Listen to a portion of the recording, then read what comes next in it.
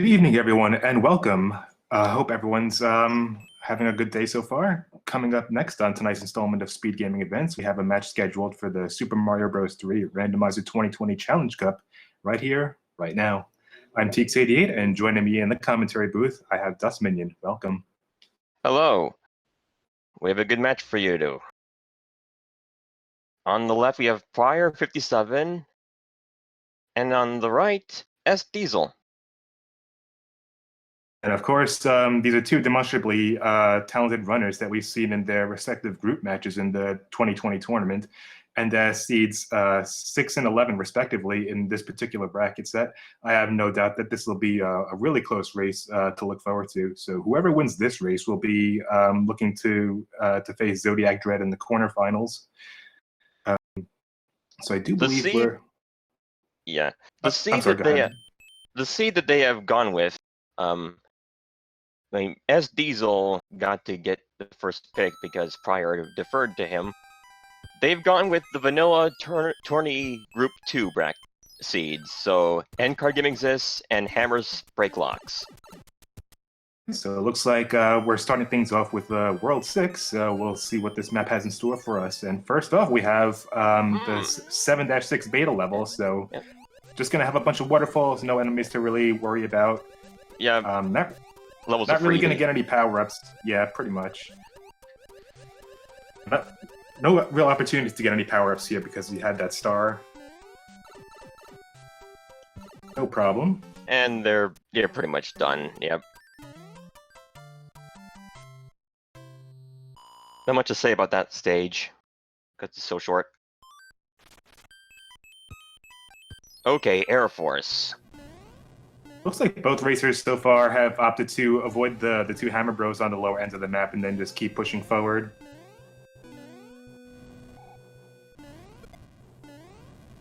There's not really too much more involved with the Air Force with the auto-scroller disabled, so it's just a lot of platform hopping. So it's actually pretty advantageous that neither of them have a tail because that could because the inputs that you can have from the fluttering can really influence the way you jump, and you could just miss an input and just fall. prieR took a bit of time because of this, the being small, maybe. With all things considered, they were both able to keep pretty consistent rhythm with each other in the Air Force, so they finished within 1 second of each other. So it looks like we're doing another pipe check here on SDiezal's side. And okay, prieR is just going to continue on. Looks like SDiezal did also.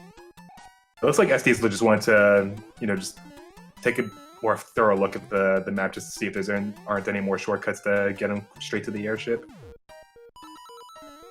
4. It's actually advantageous to be small, so you could just. Ooh, it looks like SDiezal took a wrong turn. But yeah, it's actually pretty advantageous to go into 6-4 as small Mario, even with the fire snakes and the fire chumps kind of looming around you, just because you have you have that smaller hitbox, so you can just maintain P-speed through those lower crevices. And it looks like we had a pretty short World 6 already. So it looks like prieR's the first one to the World 5 airship. So this is going to actually be a pretty fun one to just maintain P-speed through and then just dash all the way to the end zone. But looks like he had that wall rub right towards the end, so he's going to have to take it a little more carefully. I mean, if you're fast enough, you can get through without an issue. But, one-hitter Lemmy, okay. Shrimp Lemmy, the saga continues. Probably for the best. So SDiezal's going to have a nice little advantage going into the World 5 airship. So he not only has fire, but he was able to get the P-speed stress. So this will give him a nice little opportunity to catch up. Yep. Now, what is our next world going to be? I'm going to guess 3. How about you? I'm going to guess... Oh, too late. Okay, so World 3's up next. Okay, checking the pipe immediately, and... Oh, castle right there, also in the pipe.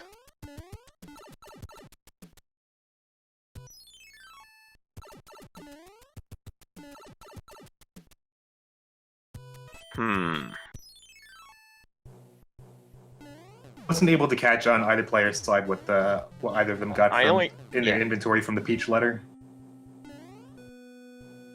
I think it was an anchor. I mean, at any rate, they both have a pretty limited inventory for the going into the second world. But thankfully, because of the way the map layout is, they don't really have to worry about double hammering to get to any particular shortcuts. So they're already on the latter half of the map and have plenty of space to navigate around. No, I only saw one fortress and a lock. Okay. All right, so prieR's gonna take a shot at the end card game. So we'll see how much luck he has. No, we didn't get any matches. prieR has that the knowledge for the next time he makes that cycle, so he knows where those two flowers are going to be. All right. SDiezal also gone for the end card game. I mean, it was in the way, I guess. Oh, but two pairs right off the bat. Oh, so we have a cloud and a hammer suit. And a cloud. Sorry, we keep talking over each other, but oh well. My apologies. Sorry. Alright, so we're in 7-3 right now, so they're about half a screen apart from one another. Looks like prieR will be the first to make it to the airship. There's not really much variation in 7-3 just in terms of, you know, what you would normally expect from vanilla. You could just pretty much piece speed through the same path. Pretty much, Lakitu is always there. Next up, we have the World 1 airship. prieR's able to get a fire flower along the way. We'll see if he can maintain it for a fire kill on Wendy. A little trickier to do with that lump in the middle, but no. Got a little caught up by that ring when he was trying to go for that second stomp, but he still gets the job done. Only a 2-hitter. So I'm gonna say that the next world is gonna be World 5. What do you say? Ooh, SDiezal getting sniped by that same ring. I'll say a 5 as well. Also, it was 3 hits. The flag set is vanilla tourney bracket 2, so end card game exists and hammers break locks. For those just tuning in.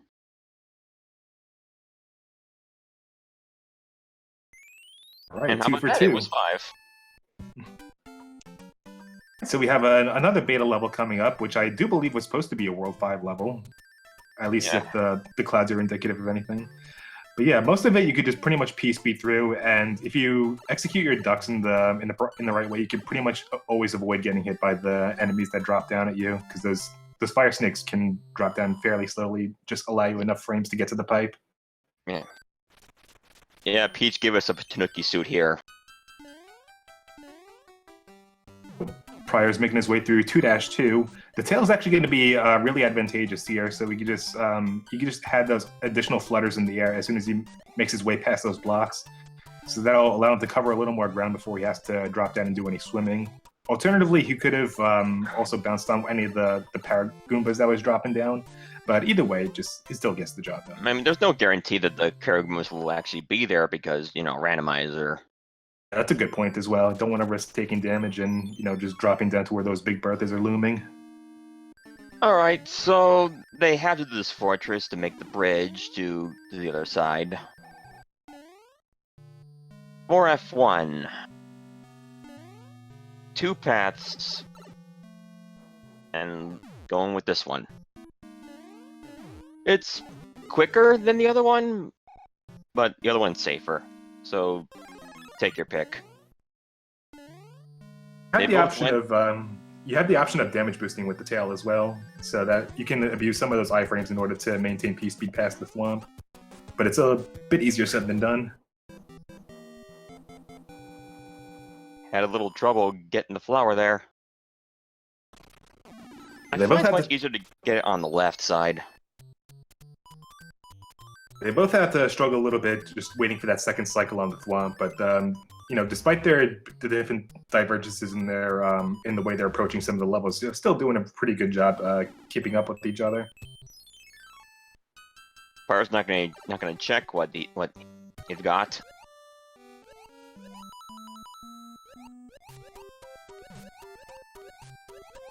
And 7-4.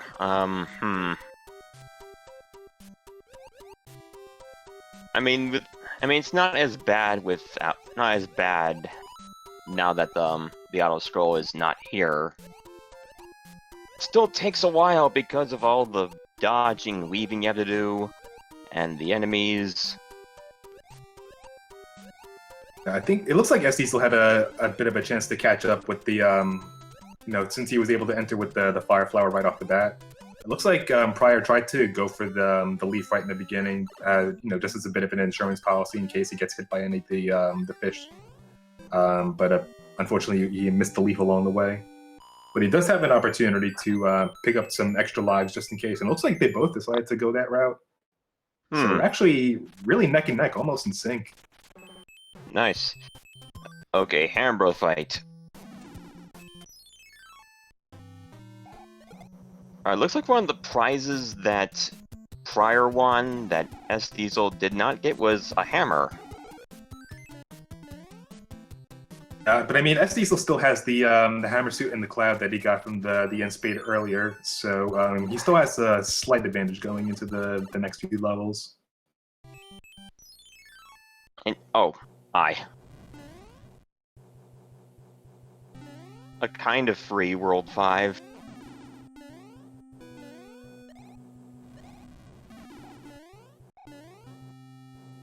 And this airship is pretty long and treacherous if you don't have adequate air control.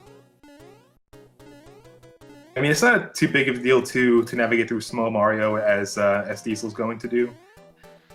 You could just go underneath where that crevice is, and then just maintain your P-speed from there into the end of the pipe. Okay, heavy Roy, heavy boy, 4-hitter. And that's all she wrote. Yeah, still maintaining a really consistent pace with one another. They're only about 2 or 3 seconds apart. I'm really impressed that they were able to, go into the fourth world. Still maintaining that consistency. Yep, they're still evenly matched. That's the kind of match we'd like to see.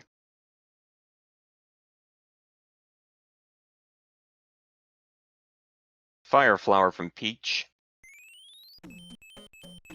Right, next up is World 2, and we have a pipe transition right at the beginning. That's definitely something you would love to see, so you could just skip over those first 3 levels that you would ordinarily have to play through.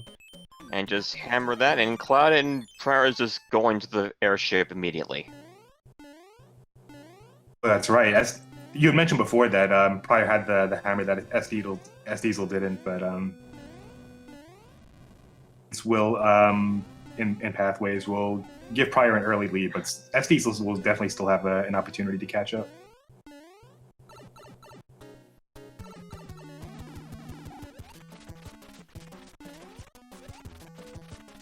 How salty is more eaten? Super salty. I think that was 5 hits there? Yeah, that looked like 5 hits to me. It looks like SDiezal's going to go for the quick star kill on Boom Boom. Ooh, but it looks like he missed it.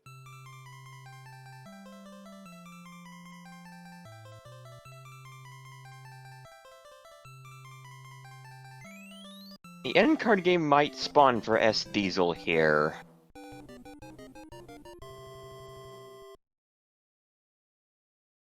If it did, it must have been off screen. So, okay. SDiezal going straight for Atlantis and deciding, nope, not playing that. This is definitely going to be a good opportunity where his cloud will come in handy. Yep. And he's gonna suit up and okay, time for clipping. Second try, really nicely done. Nice. Alright, looked like a lock was in the way for prieR there. Found the promised land. That is the rightmost island.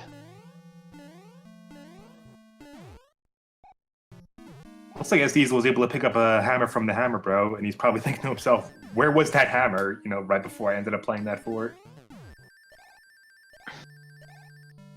And the level that prieR clouded over happened to be 8-1. And Trickster Hotfoot normally just spawns right there. Yeah, that star, SDiezal's gonna have to wait a little bit so he can bounce over that Paracoup, otherwise he would just end up falling right through him. It looks like prieR found a good fort and is almost done with Pipeland. Yeah, At the moment, prieR has a pretty comfortable lead over SDiezal. But I want to say that maybe like a 2 or 3 level lead at the moment, just because of the path divergence in World 2 with that hammer. Yeah. Still, no time for complacency. There's never time for complacency. They don't call World 8 the Great Equalizer for nothing, so there's I would say they're both definitely within striking distance of one another. Well, prieR making some really good progress on the N-Spade game, so I'm really curious to see what he got in his inventory. Another hammer? Hammer through the leaf. Oh, hello. 3rd beta level of the night. And going into 1.6 beta, so this is actually pretty tough. straightforward. It's really easy. It's really easy to get nicked by one of the fire chomps and the fire snakes, and once you're making your way to the upper corner, it's very tempting to just run forward with P speed straight to the end. But if you don't mind the damage boost, then I guess to each their own. I definitely have the habit of doing that. I couldn't tell if prieR had any music boxes in his inventory. I would imagine not if you decided to play the Piranha Plant level. I didn't see any. Nonetheless, he gets a star for his effort.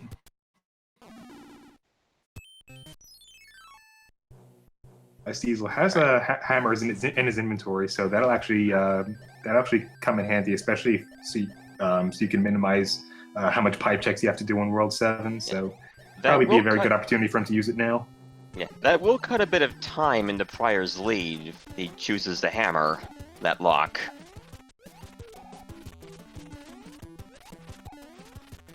And was that another 5-hitter? I couldn't tell if that was 4 or 5. I was looking at his SDiezal side. Well, it was pretty beefy nevertheless. Now, whenever I approach that 1.6 beta, I always just do a duck slide into that lower area just because it's so accessible to reach that power up, just in case I need it. You generally want to approach this stage with extreme caution.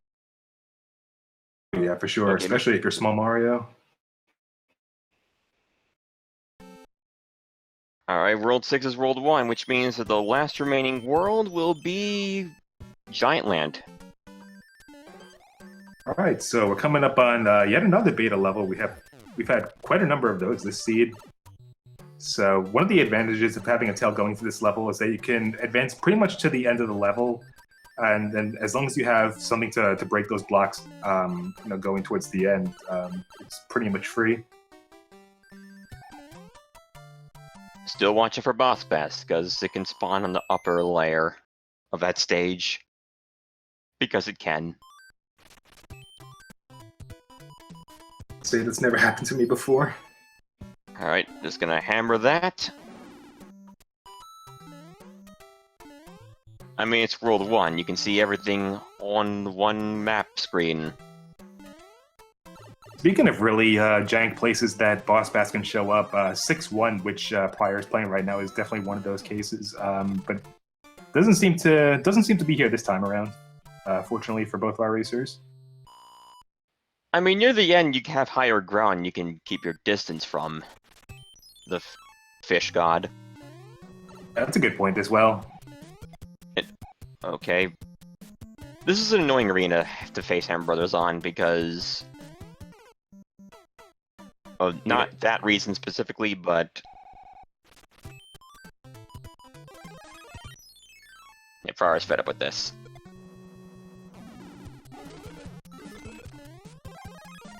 If you're going in there with small Mario, it's going to be really meticulous, just trying to time your jumps to get between those hammers and land a shot on him before he has a chance to jump. Right. Okay, so Airship 3, which means the final airship will be World 4's. So we're gonna have a vanilla Airship 4 coming up soon.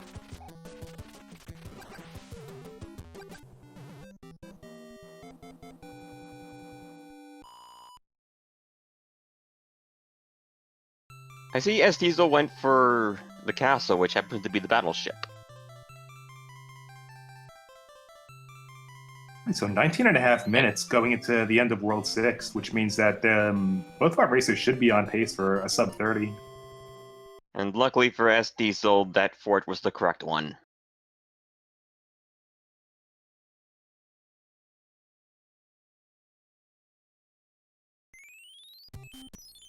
Okay, a fortress right there at the very start.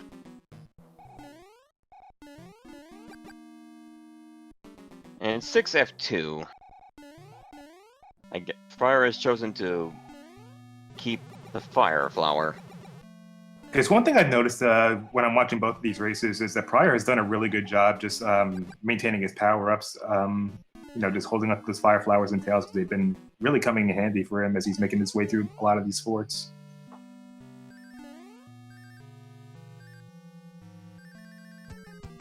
And now face Boom Boom, the only Boom Boom in the game to, never mind.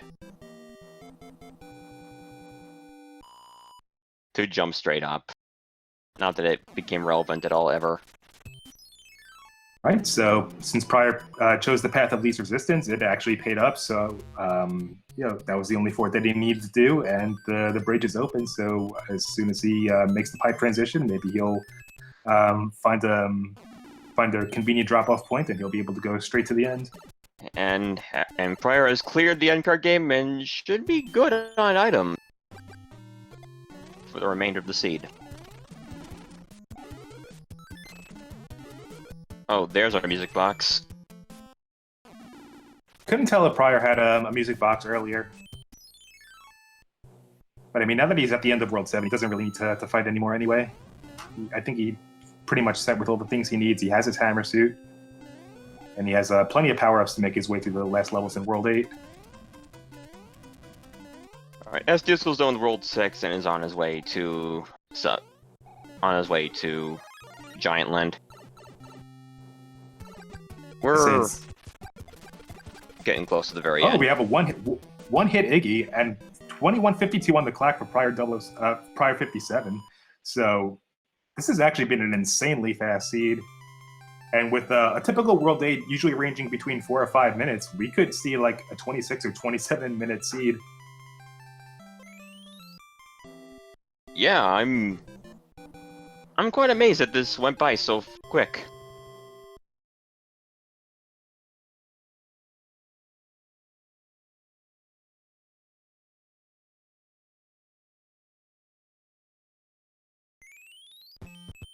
Okay, we see a lock right there.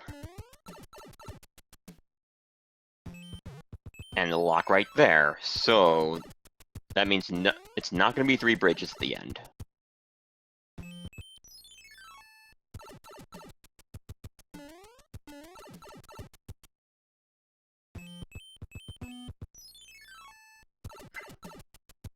prieR's taking his time to survey the land and see. Okay, Ooh. 1 bridge.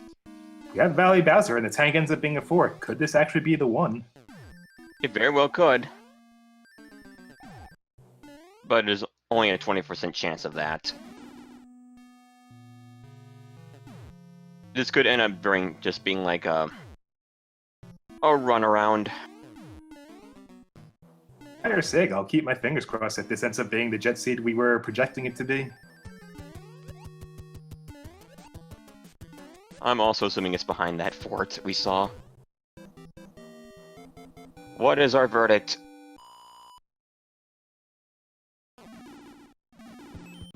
Okay, that was not the answer, but we had to do it anyway.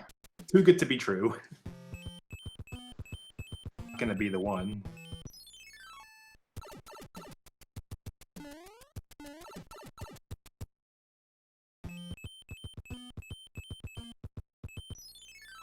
looks like prieR57 realized that it's probably gonna have to get behind that tank, because I think the one on the bottom right is what's Lenda brought him right from the beginning of the map. Okay. Going back for the fort. Yeah, that fort was also the answer. And wow, vanilla hand trap.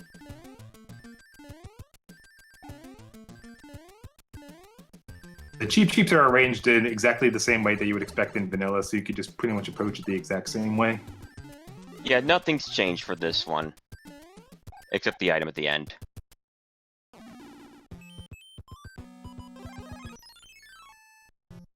Alright, 3F1. I doubt we're gonna see that, that door 3. Yep, not going for it. Man can dream. So SDiezal found his way to the Valley of Bowser, so he's making his way through 5F1, but he's going to be very disappointed once he sees that it's not the one. As much as everyone's hoping for it. Yeah, but it's probably good that he's just getting it out of the way now, since he's going to have to eventually, since it's directly in his way. Alright, now the question is prieR gonna check the valley again, or see if that locked door from above is opened? But Pipe is pretty much right there if he needs to check, so there's no harm in doing so. And... nope. Ooh, no luck. SDiezal's the first one to play the tank level, which will probably be hiding the fort that he needs to play. Yep. See if prieR can figure it out. I think prieR is gonna go around it. Assuming that fort broke the lock up there. It did. Oh yeah, that's a good point. He didn't have to play the tank after all. I mean, SDiezal is just rounding it up right as we speak, so they're actually not too far apart from each other. Right, there's a stage right there. It's 3-8. This stage isn't very long, thankfully. Mercifully for our racers. Unfortunately, looks like the sub 30 dream over.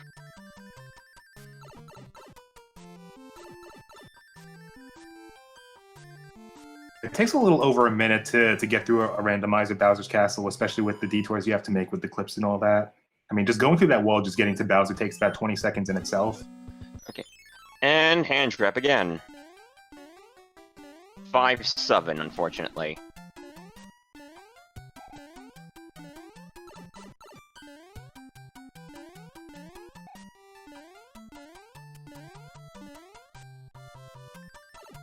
And 5-7 is tricky because of the enemy placement sometimes. But oh! Looks like SDiezal did not get grabbed.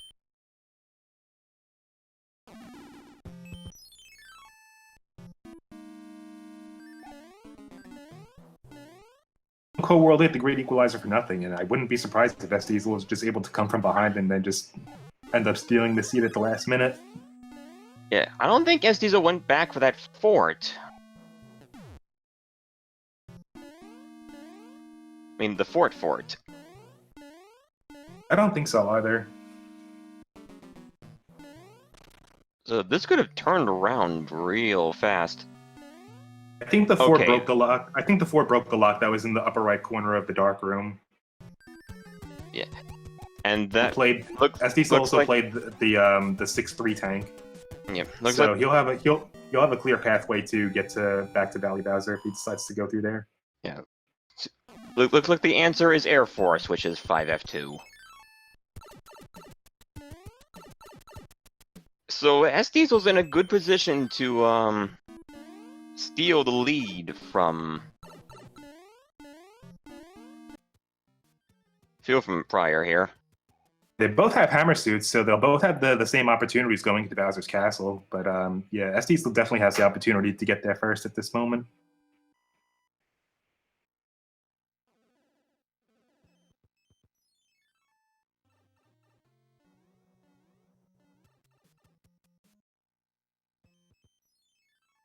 Now the journey to get there quick.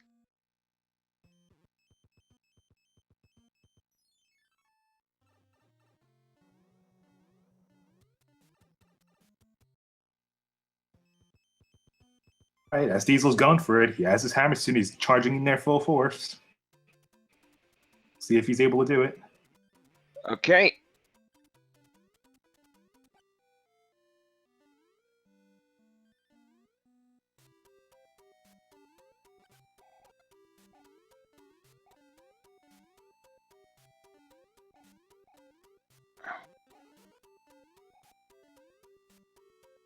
We got the people's clip. Believe is he gonna go top route? I think so. Get the clip or nah? Not going for the clip, but we'll see if he's able to hold on to that hammer suit with All right. those multiple fireballs just right in his way. prieR is in the castle, so SDiezal has to hurry. Oh, he loses that hammer suit. Still has about 40 seconds to finish off Bowser, so with any luck, he might still be able to close it out. prieR could still steal it back if, assuming he gets there in time with the suit. I think it's too late at this point.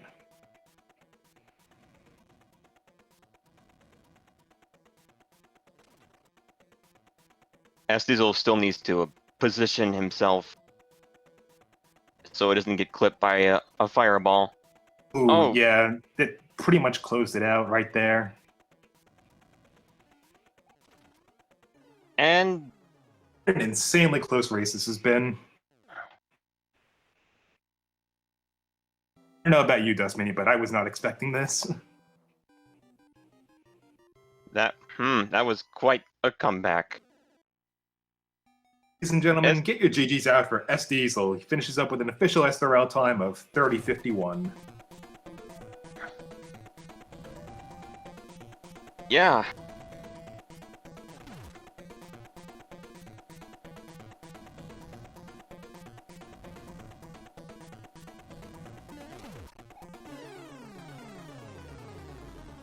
And prieR is also finished. Get your GGs out for prieR as well. That's an official SRL time of 31:32. So yeah, this has been an insanely close race. I mean, for the first four worlds, they were actually just neck and neck with each other, only a couple seconds apart. And then prieR had that significant lead going to the end of World 2 because he had that hammer to break those locks in, get like 2 or 3 levels ahead. Yeah. The two before, I mean, World 8 is the great equalizer, and SDiezal was fortunate enough to not only get avoid getting pulled in by the hands, but he was able to be the first one to find the fort to get to Bowser's castle, and that's ultimately what allowed him to catch up. So Pretty yeah, just much. about anything can happen in Randomizer. Not over till it's over. And with that, that is round 1. So we're just gonna take a few minutes out from here on forward. So we're going to be setting up for the next seed, and then we'll be back with you shortly in just a couple minutes. So don't go anywhere.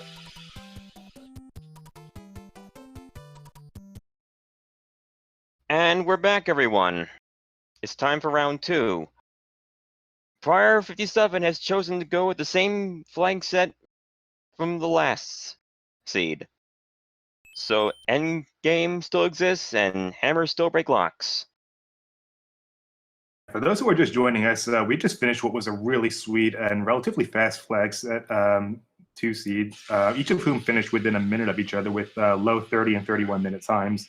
Definitely an outstanding performance from both of our racers. So just goes to show you, it doesn't matter how much experience you have with SMB3 Randomizer.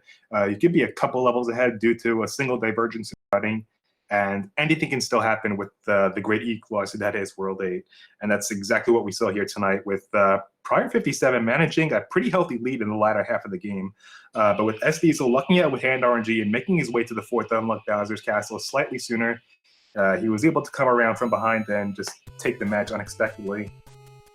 And So we're we'll opening see with if, World 3. Really looking forward to seeing if prieR is able to make a comeback here this time around. So they're both still neck and neck, doing a quick check of the map, seeing what their surrounding environment's like. So we're going to be going into 3F2 to start things off.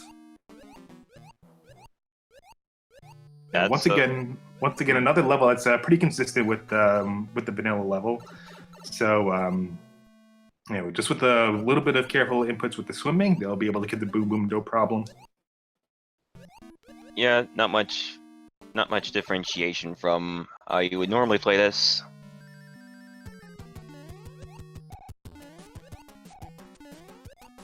And they're both done roughly the same time.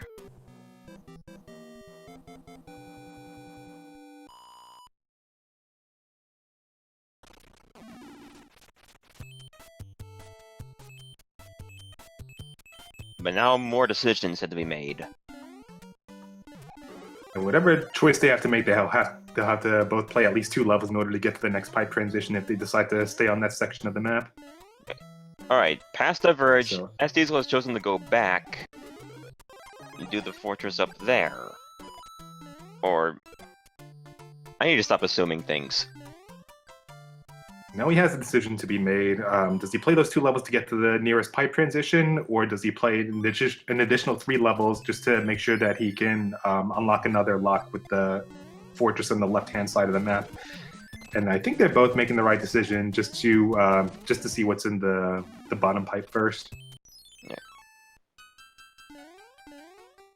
Actually, scratch that. prieR's making his way back to the first half of the map, and he's going to be playing the Angry Sun level and make his way over to the left-hand side.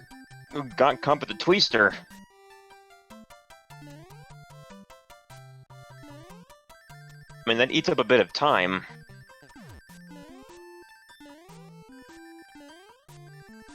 I mean, there's no... Another beta level. We've seen like 6 of them tonight? I think we've seen almost every one at this point. Or 7, because we saw Atlantis earlier. Did, right. We saw the 1.6 beta, we saw the 7.6 beta with the waterfalls, we saw this one. Alright. So I think prieR has found the way. And will get a music box for his efforts.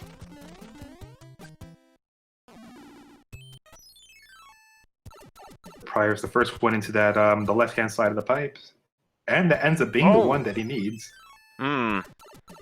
It looks like prieR had a bit of hasty menuing, and he took the mushroom and just downgraded from his fire flower.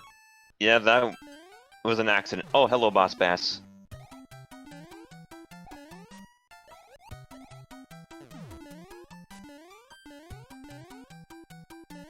Well, it looks like, I suppose both paths they took led to the same destination, because they're neck and neck again.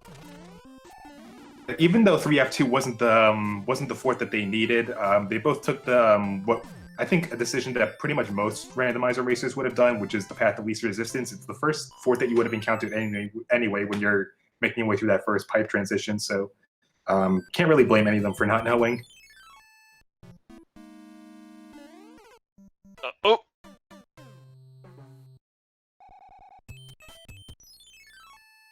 6F1 is... It's a doozy. I think it takes about 10 seconds to make your way through that spike bed without running through the spikes. Right. It's a To pretty grab a star. long wait. Even 10 seconds is a little much. I mean, they both have the opportunity to grab a star from that question mark block as they were making their way on the incline, but you know, just considering how risky that jump is, I can't really blame either of them for not going for it. Yeah. In my experience, that power-up is a death trap. I've definitely made that mistake quite a number of times, both in races and in my warpless runs. I just don't even try. But prieR's the first to complete it, after SDiezal took that unfortunate head-on collision with the rotodisc.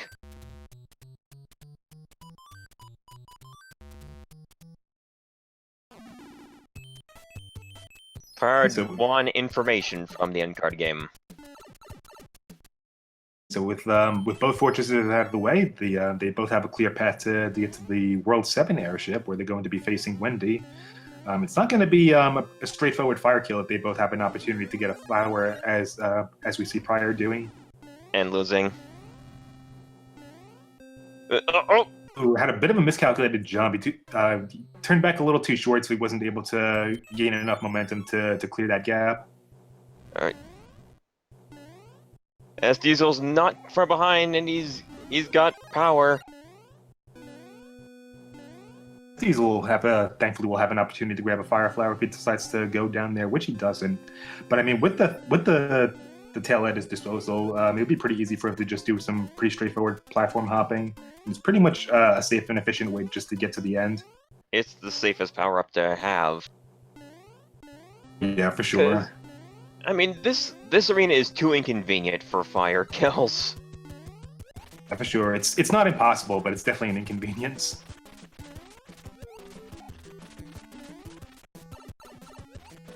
Four hitter. Oh, that's SDiezal. Oh! Ooh, Wendy diving in there with that matrix jump, just caught him right at the last second.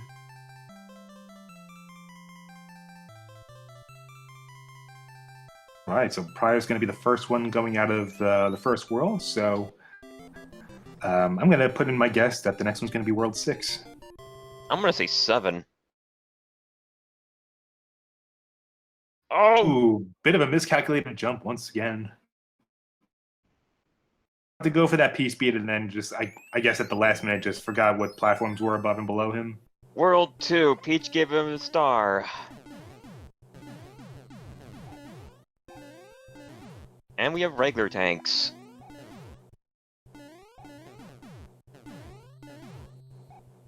I haven't realized until just recently that there's a Peach speed strat that you could do for this first World 8 tank that would save you about a little over 3 seconds. But if you're going in there with Small Mario, it's not a bad idea just to go through here the pedestrian way, just so you can grab a power-up along the way that could be potentially useful.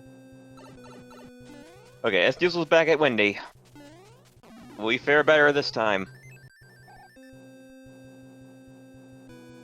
Yes. He's on his way.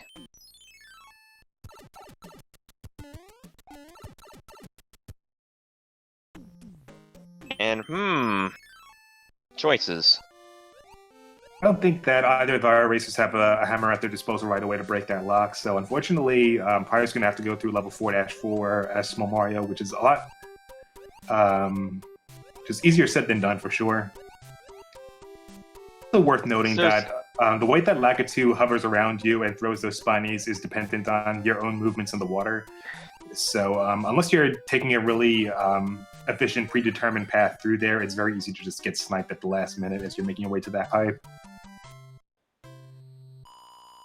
Level's pretty technical like that. You don't want to be too high on the surface of the water where the spiny could potentially snipe you, and you also don't want to be too low in the water where you can just get blindsided as you're trying to swim up towards the pipe. Okay. Oh, that flower would have been nice, but no.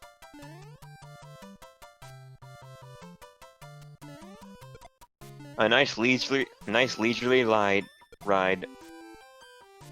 Also worth noting that level 3-2 is pretty consistent with the vanilla like 4-4 was, because all the cheeps in that water are going to be in the same position as they would ordinarily would be. I think the only divergence would be with the enemy that you would encounter right before you exit that pipe, because normally there would be a flying Koopa there that can at oftentimes despawn. But for the most part, it's a consistent strat to just hop along the cheeps and get to high ground. Yeah, for sure.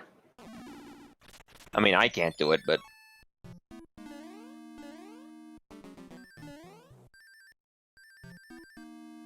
F1 again, and... Alright, just gonna soldier on through. Oh! Ooh, came really close to doing that the upper path strat. Too fast, though.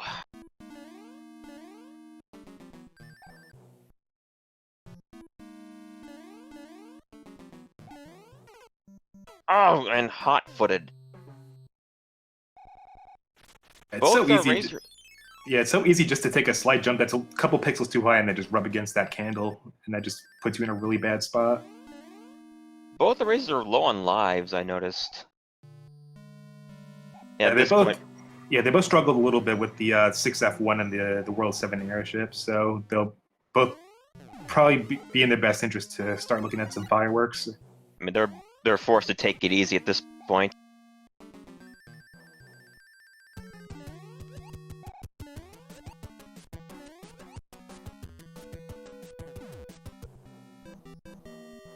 Alright, prieR will be the first to make it to the airship.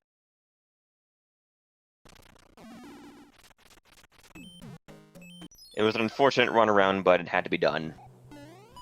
Ooh, Oh! SDiezal tried to jump over that hot foot candle, but that boost hitbox was a little too big for him to squeeze through. And he's on his last life, so... If he game's over, that's a lot of levels that need to be redone. At this point, SDiezal is going to be taking a little bit safer, because he knows that down here he'll have relatively easy access to get a power-up along the way, Yeah. even if it's going to cost him a couple seconds. I mean, better safe than sorry at this point. For sure, he's already made some pretty good progress in the second world. So getting a game over and having to start fresh and with some of those prior levels, that would probably be devastating at this point. It's a back-breaking proposition.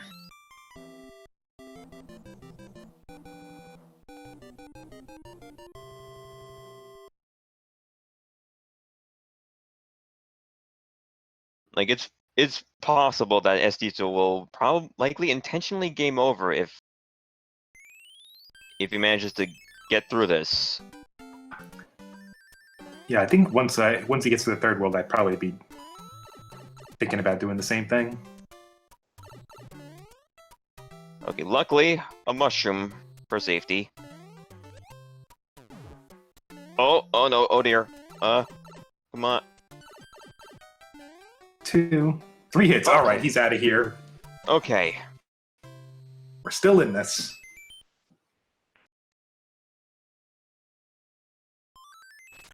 Yeah. Oh, by the way, World 3 is World 6. Sorry, we were so caught up with SDiezal. To answer the question in chat, is the next step the finals? Technically, it's not. This is actually the last match before we close up round 2, and then afterwards we're going to be moving on to the quarterfinals. So whoever wins between these two races is going to advance to face Zodiac Dread in the finals. Yep. Okay. Alright. Is SC still going to take the game over, or continue on?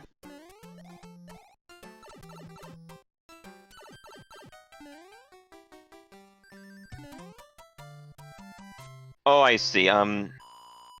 He had 2 stars, but... Oh well. I couldn't tell at that point if it would have been worthwhile for him to just grab the fireworks and make his way to the end, or if that death was intentional. I don't think it was intentional. I think he was going for the triple star. I guess to be fair, it's very easy to just get caught by surprise by those Paragoombas. Paragoombas are the worst. Anyway, A2 with Sky Cheap here. Gotta watch out because of that. And it just materializes out of thin air if you move off screen fast enough. So prieR's going to have no choice but to play this coin chip that is in his way, and it's not like he has the option of music boxing through it anyway. So hopefully he's able to get a good item for his efforts. A hammer. Alright, Okay. so when the Grew 2 flag set, that's definitely going to come in handy. So maybe with enough luck, he'll have an opportunity to use it. World 6 is definitely one of those places where it could really come in handy just to bring you straight to the end. And a music box will be handy for later on, if the need arises.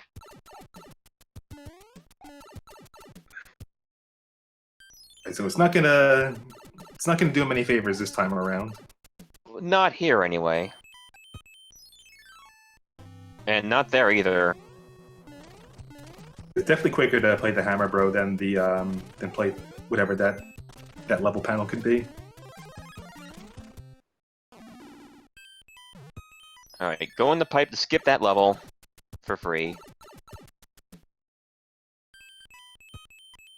Oh! Okay. Alright, 7-6. I couldn't tell if prieR intended to go through 7-6. I'm going to imagine not. But it looks like he's going to forego the level at this rate. Yeah, looks like it. I probably wouldn't advise that just because it takes well over a minute just to get all the way to the top and have to worry about all those arrow-guided elevators. Yeah, this level is quite long, and you... And he still has a healthy lead because of the some of the issues that SDiezal had, so it shouldn't be too much of an issue for him. But I think that if I was in prieR's position, I don't know what kind of lead I had at that moment. I probably would have taken a death here and then seen what's in my inventory. Yeah. SDiezal getting some safety lives.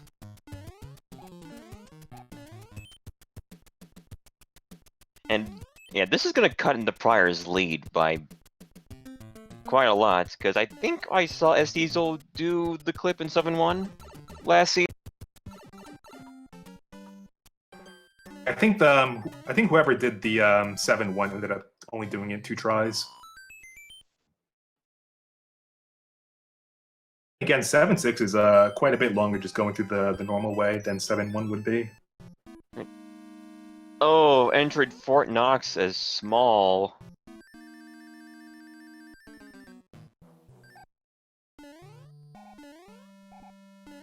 I couldn't tell what prieR already has in his inventory, so I'm going to assume that he doesn't have a leaf or a P-Wing in his inventory. Otherwise, it would have been faster just to take a death and then just restart the level fresh. He knows the path to get to the Tanuki suit, so it's only going to cost him a little bit more time, but he'll still be able to get through there no problem. Ooh, Mac and cheese! With the tail! Wow! For those who don't know, clipping with the tail is a little bit harder, albeit it's still possible, because you do have a slightly bit slower acceleration as you're making your way into that corner, and he had the right subpixels to go along with it. So, yeah, props to SDiezal for really lucking out. And with that, SDiezal is quite substantial. Entered with the right. Yeah, that's a good point as well. He was able to enter with the tail, so he's able to go straight to Boom Boom. That was a huge comeback. I mean, prieR is still in the lead by very little.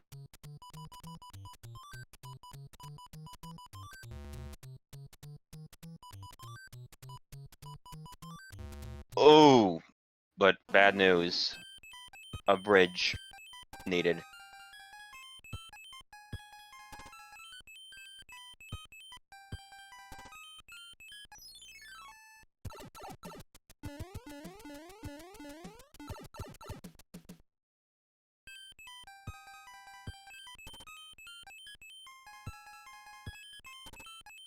Okay, prieR managed to take back some of the lead because of the Ham Brothers that are in the way for a nice SDiezal side.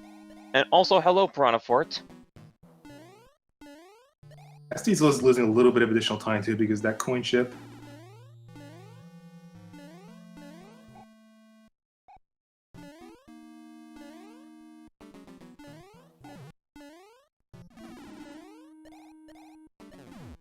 Thankfully, both our racers have a reasonable amount of lives, so they're not in danger mode.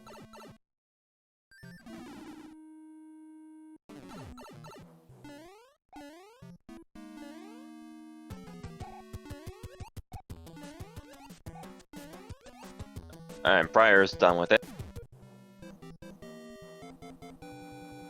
Alright, so SDiesal's... Ooh! Oh! Just as I was about to say, he was just about to close out the first room of 7F2. They would only be half screen apart, but almost a commentator's curse, kind of, sort of, not really. Yep. Take a dip in tomato bisque.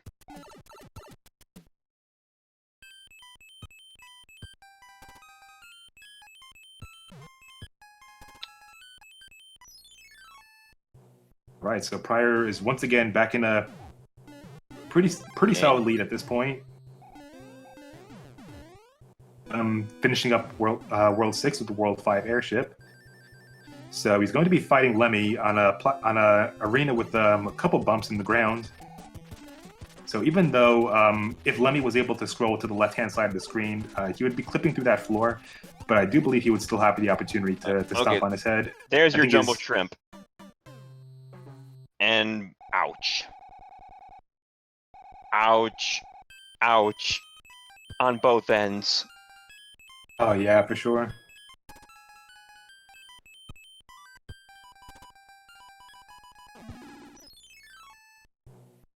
To answer questions in chat, this is the final match of the top 16 before the quarterfinals.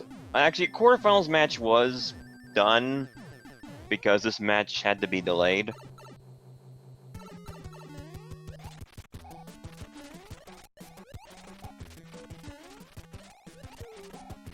And we're talking Challenge Cup matches, not tournament matches. We've had one match so far in the quarterfinals for the Challenge Cup between Midigai and Johnny Link. So as soon as prieR and SDiezal finish up this one, we'll be able to close out the last three. And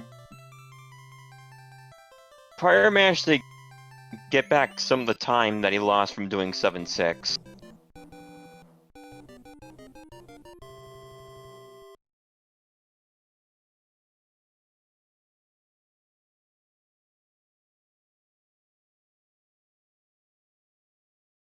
Okay, World 4 is... And we see 2 fortresses right off the bat. And... Okay, 3. There's 3 of them. Looks like prieR is making a good decision to hold on to his hammers. Yep. Just break that. And process of elimination, that the upper fort had to be the one to broke the lock that prieR just had. The answer has to be one of those 2 on the left. For sure. 6F.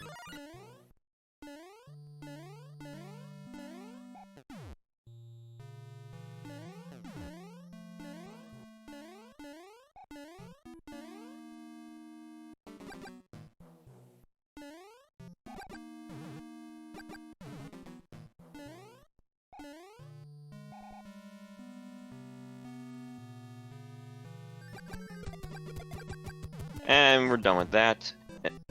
SDiezal fighting Lemmy. Can he... Oh, he was so close. And that was not the right fort.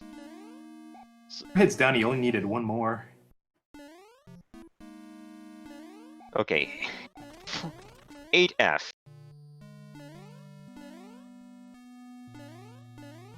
This is the answer.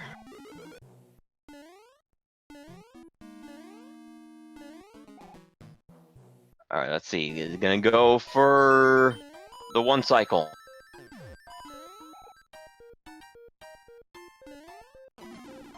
Don't think it's gonna make it. Yeah, it's just gonna stop right there.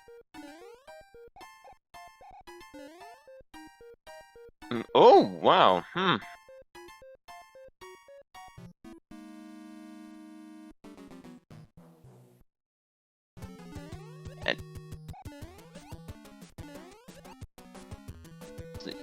Lemmy's actually really dangerous in arenas that are not his own. That's a really good point.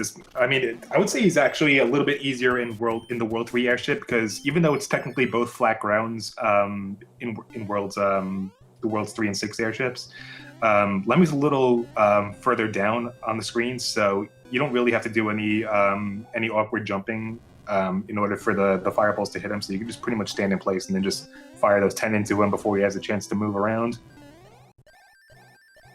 So if I was if there was any airship that I was banking on having to fight him on, it would definitely be that one. Yeah. As SDiezal enters World 4, prieR57 exits World 4. So those quite a number of life losses put prieR firmly back in the driver's seat.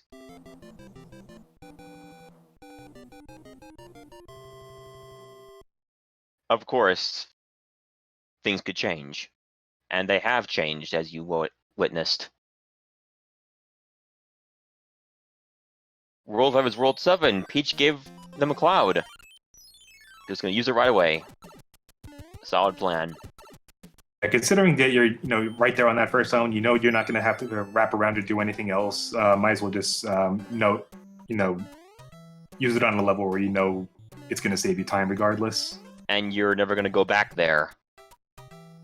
Exactly.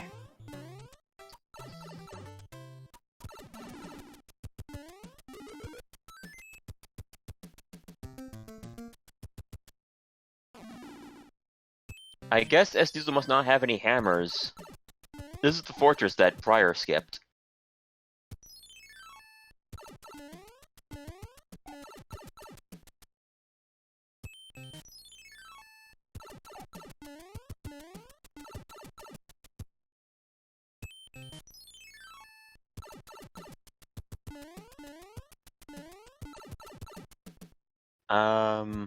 Okay, we still hammer that.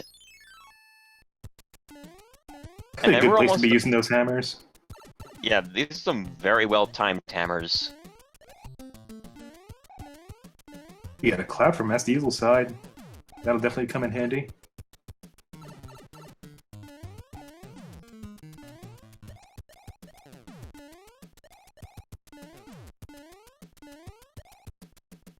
Unfortunately, as we all know, but SDiezal doesn't. This is not the correct fortress, but it's in the way, so may as well do it.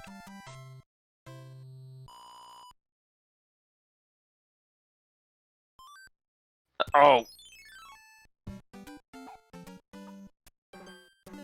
Ooh, just barely getting caught by those rotodiscs towards the end of 6F3. Yeah, it's a pretty common mistake to make, especially if you're not maintaining P-speed going to that section. You don't have that luxury of just running through. Rotodisc has been sassing SDiezal quite a bit this seed. So coming up next, we have the World 1 airship. The remaining two worlds left are Grassland and Skyland. 1 and 5. I don't know about you, but I'm going to take a guess and say that it's going to be World 5 next.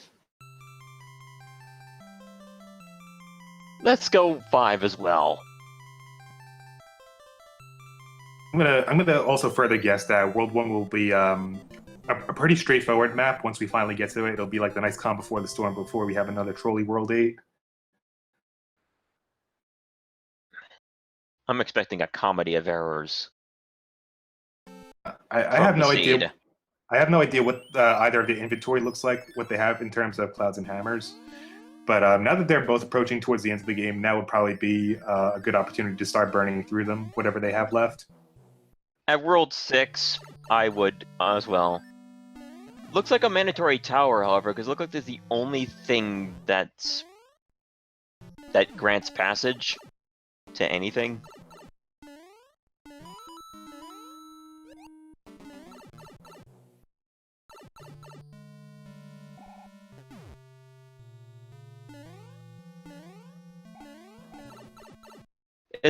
There's not much else to say about the tower. It's a glorified pipe, really. And, ooh, SDiezal getting caught by another rotodisc. And not once, but twice in this stage.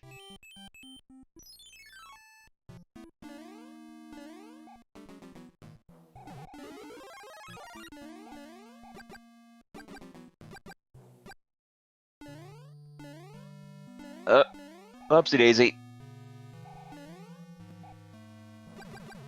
Oh! Ooh. Dip in the lava. And SDiezal's at 0 lives again. Really gonna want to take it carefully. I mean, he'll have the opportunity to grab a mushroom right here, since you're always gonna have that power up there, so you can have the opportunity to break the blocks. And Ooh, And and took an intentional death. I don't think he was kept in mind what his life count was. hmm. Oh. Hmm.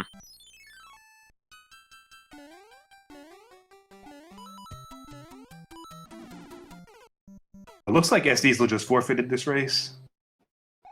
He has.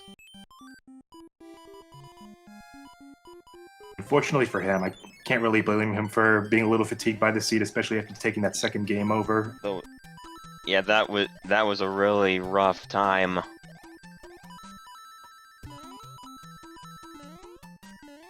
I mean, with that loss, that puts both SDiezal and prieR at 1-1, so they still have one more round in order to close this out. So Yes, this is definitely going to be round 3.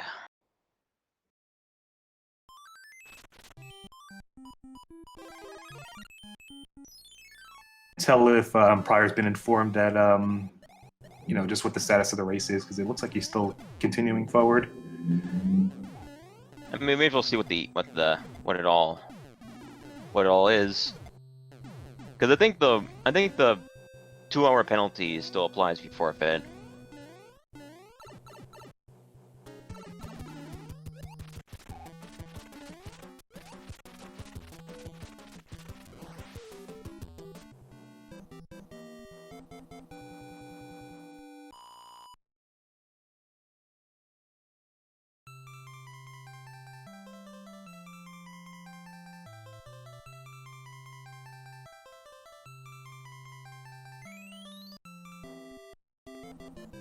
You'll have to ask an admin of the tourneys for that.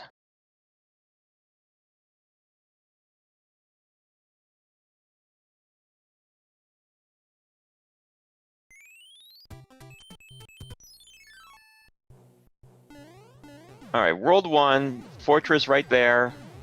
May as well do it and save a hammer.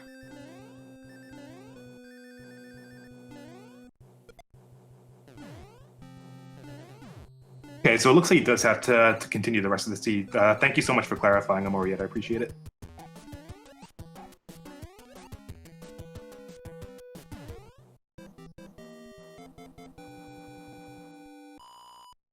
Yep.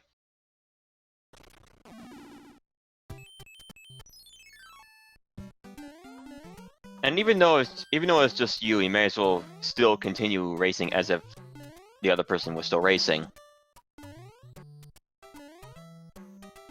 After all, it is a time attack.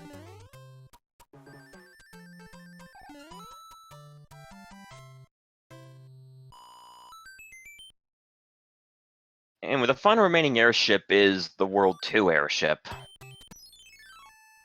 So, prieR could plan to equip a Leaf and just have flight ready to go.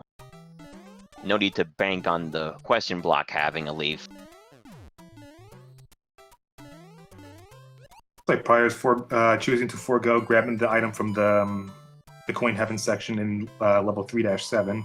Pretty much doesn't need it regardless, since he's going to be entering Worldy anyway with a pretty solid inventory as it is. Plus, he's Yeah. going to be picking up something from the coin chip, so... Also, it's World 7, it's way too late to be worrying about potential extra items that are out of the way. That's a really good point.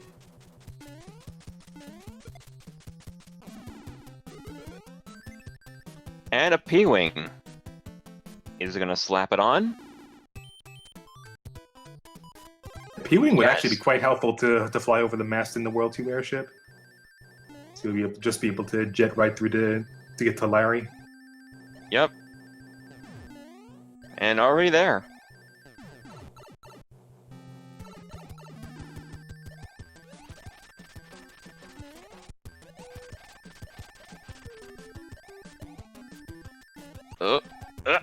Okay. I just got caught right at the last minute, so you couldn't go for the off-screen wand grab, which I think that prieR was trying to go for anyway. And so we're off to World 8. Everyone get your guess as to how many bridges. I'm gonna go with 2, personally. 2's my go-to guess, also.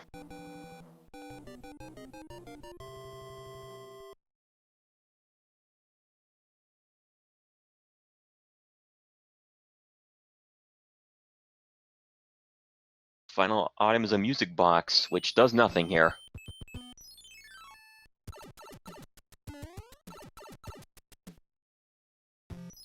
Okay, that pipe's a dead end.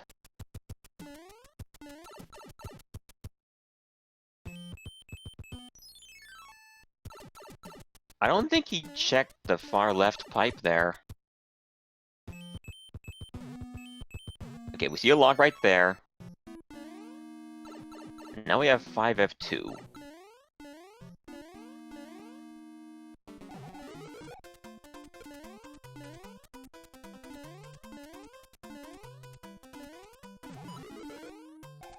Ooh! Got the chain star! Stars are actually pretty good items to grab if you're going to be, just doing turnbacks to grab items in 5F2. It's very easy, like, if you don't maintain your P speed through that whole room, it's very easy to get caught by an upside down Podoboo. Just remember to, you're running when you jump to get in that pipe, because if you're somersaulting, you can't get up. Well, we've seen another lock, so 3 bridges is out.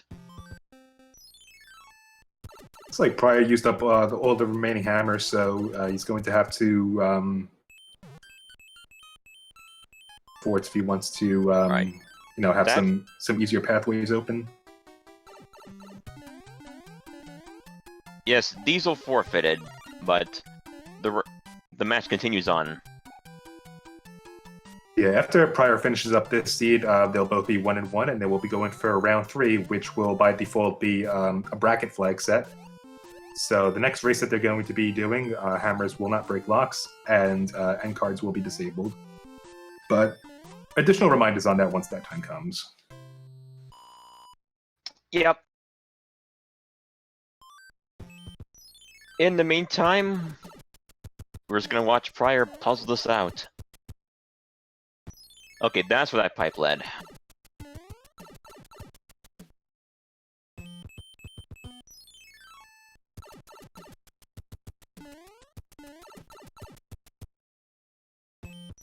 And there's the third lock. The answer is 1. And this was not the correct tank.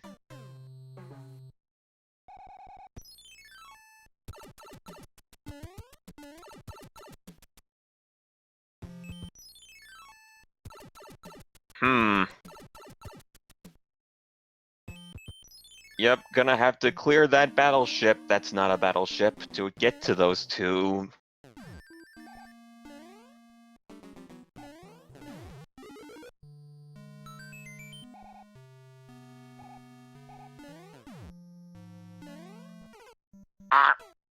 Who got caught by that boo at the last minute? So many music boxes that don't do anything. Yeah, that's why more often than less, it's not even worth it going for those hammer bro fights.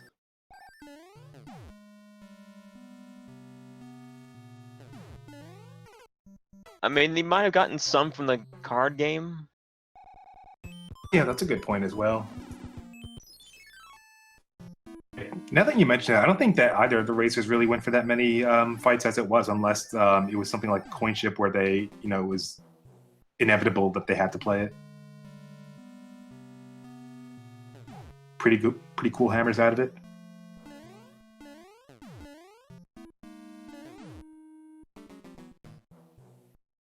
So far, 2 required forts because hammers are empty. They've depleted at this point.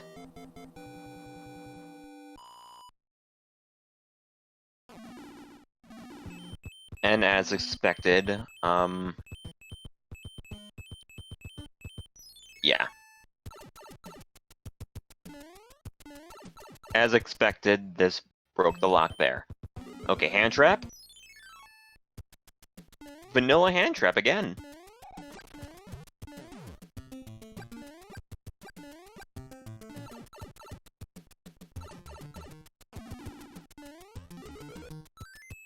A cloud. Too late to really matter. just to add insult to injury, because that's just how Randomizer is. Yeah. Okay, so now a question arises. Is prieR gonna go back to check if this makes the bridge, or is he just gonna do the fortress right after?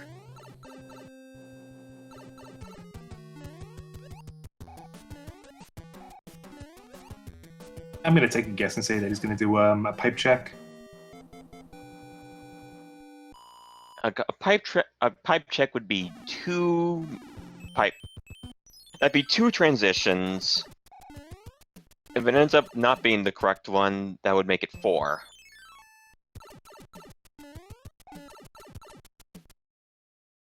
Ooh, and that ends up being the one. So without a hammer suit equipped, the Fire Flower would definitely be the next best option. So we'll see if he's able to get a quick kill on Bowser. About a 5 or 6 second difference between doing a fire kill and a hammer kill. Yeah, just make sure you don't land the final fireball when he's about to jump. Just trust me on this. Dustmania would definitely know better than anyone, considering what happened in one of his previous races.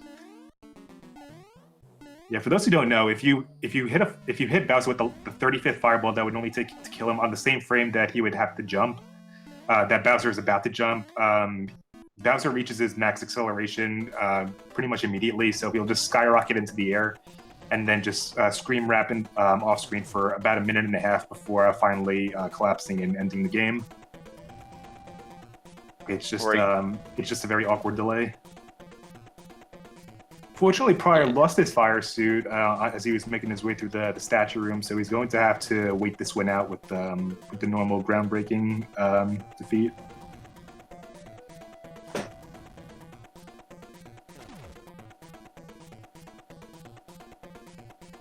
But with that, this will be the conclusion of round 2. And as stated, this will go to round 3. So everyone get your GGs up for prieR57. Despite some couple of rocky obstacles in the way of this seed, this actually ended up being a pretty tough one compared to the first race that they did. But nonetheless, everybody get your GGs out for prieR57. Which is up with an official SRL time of 43:02.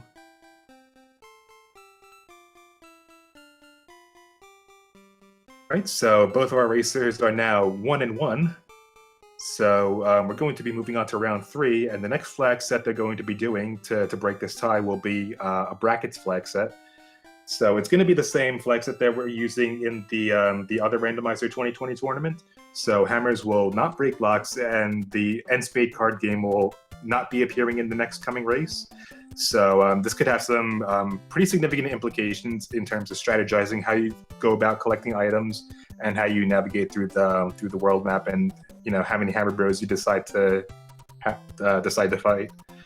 So we're going to be setting up for the next seed shortly. So we'll be back in just a few minutes. So now would be a good opportunity to grab some snacks, go to the bathroom, take care of what you need to do, and we'll see you back again here shortly. Don't touch that dial.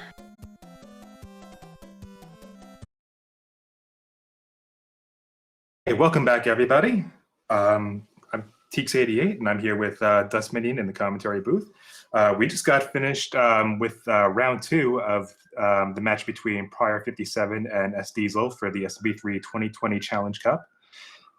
So yeah, we saw 2 really exciting races between both of our racers. SDiezal finishing up the first race for the Group 2 flag set. Both staying on a pretty consistent pace, but then SDiezal just barely wrapping things up by having a bit of a faster World 8 routing, which ultimately finished things up. Didn't have quite as much luck in round 2, unfortunately having to forfeit by the time he got to the 4th world.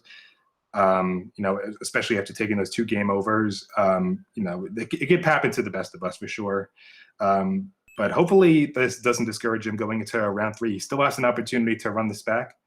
So wishing both of our racers the best of luck. So in round 3, we're going to be starting off with the bracket flag set. So hammers will not break locks, and end cards will be disabled. So looks like we're starting things off with level 2-1. SDiezal, deciding to forego the star right in the beginning. Yeah, so we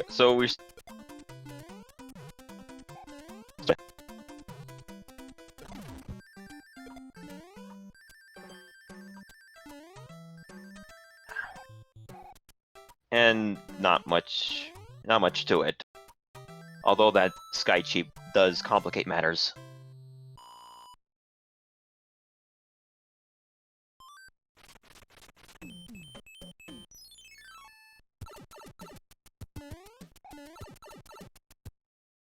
All right, so it looks like both races are going to have to play at least one of the 2 forts in order to make their way through. So, oh, hello, Fineapper and Hammer Brother. And the Hammer Brother with the Matrix jumpers right off the bat. So hopefully the Fire Bro set he's going to be facing will do him some favors. Getting ambushed by 2 Fire Nippers and just two different sections that can really be frustrating with small Mario. So Seed's being pretty big bully to both of our racers. It's distressing. Okay, really cleared it that time, and a Patui. Why not? This is looking quite a bit like obnoxious. This is looking quite a bit like a 7-8 enemy set with aside from the Fire Nipper. And the chain chomp that doesn't have a chain on it. What's also annoying about those rogue chain chomps is they move a little bit slower than you do when you have P speed, so you have to be a little bit careful so you don't just collide into them as you're making your way to the level card at the end. Okay, so SDiezal is in the World 1 fort. Yeah. If he gets a... Okay, never mind. Okay, going back in.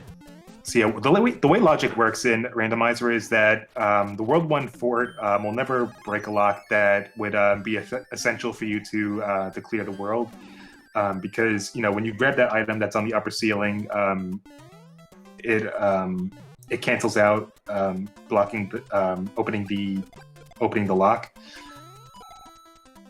But considering you have 2 locks that could potentially open your way, it would still be worthwhile just to fight Boom Boom anyway. And in this case, SDiezal had to, because he did not get a tail.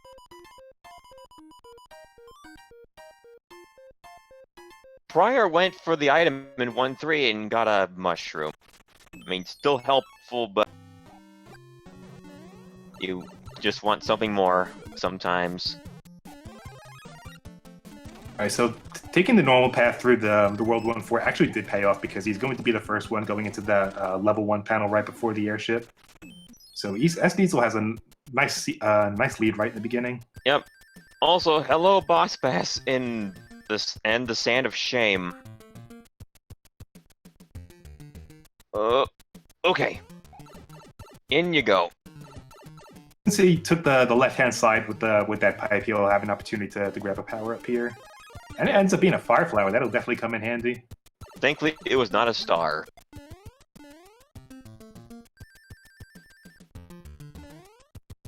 Oh, SDiezal was at 0 lives, so yeah, go for that 5-up. Lost quite a bit of time with having to struggle with those 2 Fire Bros, so definitely a good opportunity to replenish. Yep. And with that, SDiezal was the first to reach the airship.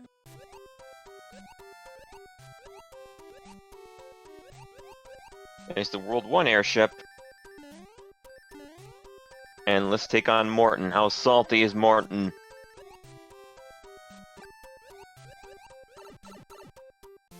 Oh, we're gonna go for our 5 hitters. Like, so salty you don't even know salt.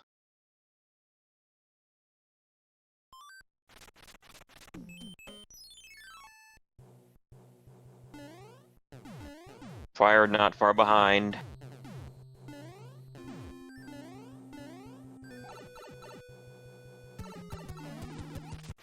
And, Fire's not gonna go for the fire kill.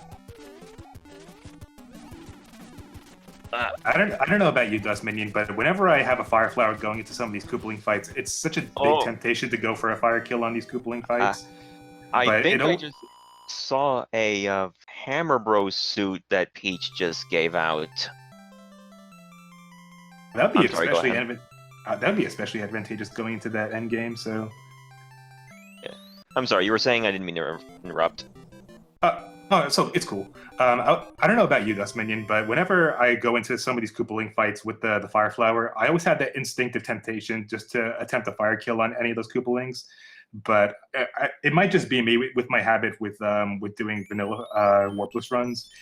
But it always backfires on me in Randomizer because I always get one of those jumps right at the last minute as I was getting those last 2 or 3 fireballs into him. What tends to be your approach? Regrettably, 5-3 is mandatory because both racers have not gotten a cloud. 5-3 definitely being one of the longer levels, whether you're playing vanilla or randomizer. Thankfully, it isn't one of the tougher levels, to say the least. And if I had the cloud, I would probably want to hold on to it for a level like 6-6 or 7-5. We have a lot more opportunities to get closed in by something like a blooper or a boss pass. Oh! That being said, the enemy roster is very nasty here. But if you do take a death, especially towards the end of 5-3, that could really set you back time-wise. Yeah. And this level is long. Like, really long. And if you encounter a lot of those fire snakes and fire chomps, they could generate a lot of lag on the screen, which could add up to costing you about a second or two on top of that. Yeah, this gave SDiezal quite a good lead. And I wouldn't call this a free, but all the fortresses are out of the way and not really necessary. I mean, if there was a lock in the way, it's gone. Because the fortress was in the way of the pipe.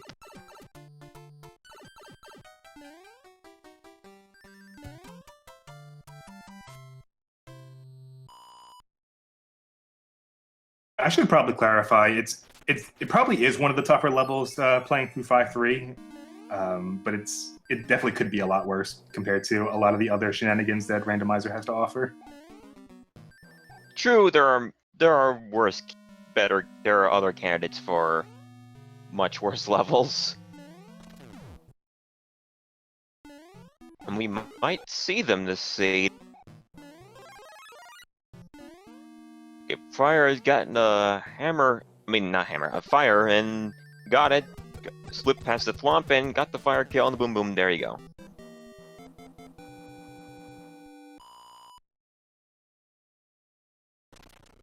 Four 6 is another level that's comparatively much harder in Randomizer, especially if you have a boss bass in the lower level. But thankfully about this level is you have those 2 doorways. So if you're not happy with the enemy set that you're getting, you have an opportunity to enter the, just to re-enter that section and then just, despawn something like a boss bass and get a better enemy set. Yeah. Although SDiezal lost 2 lives here, so prieR has ample opportunity to catch up. It seems we have quite a bit of trading off back and forth in this particular seed. He's really taking his chances, just trying to hop on the lip of the pipe just to barely avoid some of these big piranhas by a couple pixels. Yeah, it's difficult to say who will take this one. I mean, I know it's early on, but still. We're definitely not seeing the sort of neck-and-neck pace that we saw in our first race.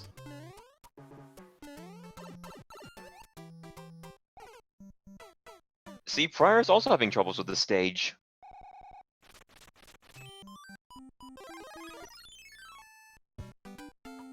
And I definitely can't blame him. It's definitely one of those levels where I still struggle with it from time to time. And then there's 5-8. Oh, SDiezal was forced to hammer up.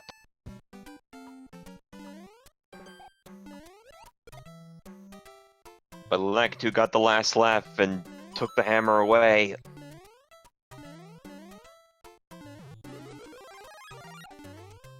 But SDiezal's through it and has on the airship,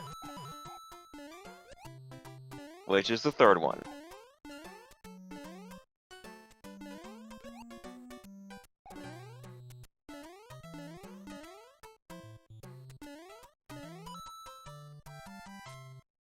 So, flat terrain, Roy Koopa. And this randomizer tends to have Roy and Ludwig be very high jumpy. For reasons that are beyond me to explain. If there's anything I've learned from doing enough randomizers, it's that if you get Roy on flat ground, it's not even worth fire killing him, because more often than less, he's just going to jump before you have a chance to do anything.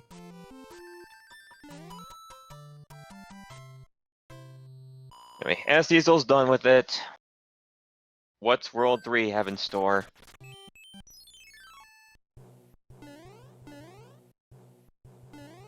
Go ahead and guess World 1 is the next one. I'm gonna say 4. Because there are 4 lights. You How about nailed that? it. I think I caught a glimpse of an anchor from Peach there.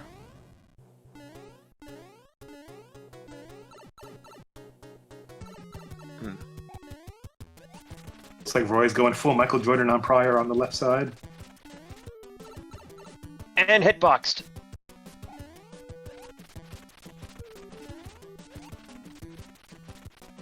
Okay. Alright. Ooh, a cloud from the hand trap stage. Ooh, that'll be really sweet to see how that can be used. That's basically a thing we never really elaborated on with the hand trap stages is that while the item is changed, that's going to be the same item for the other 2 hand trap stages for that particular seed. So we have a minimum of 2 more clouds that could be gotten, assuming they show up. And the anchor is a P-wing. Okay, another thing we didn't mention before until now. The anchor is a random item for that particular seed. Because normally in the vanilla game, the anchor is you just use it to keep the airship from moving on the map screen. But since it stays put in the randomizer, there's no need for that function. Even though they act as a wild card, as long as you know what the item that one anchor is, you can pretty much expect all of them to follow suit. Yeah. So if you know that one anchor is gonna, I'm sorry, go ahead. The one item it cannot be is regular hammer.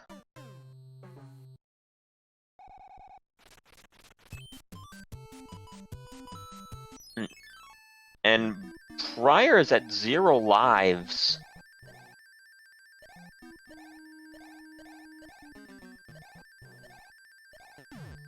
And it was forced to P-wing it up. Or guess what the anchor is. They both know it's P-wing now.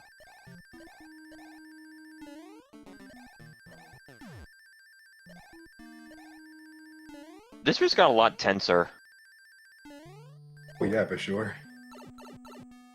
And ooh, those hammer rolls can be really rough on.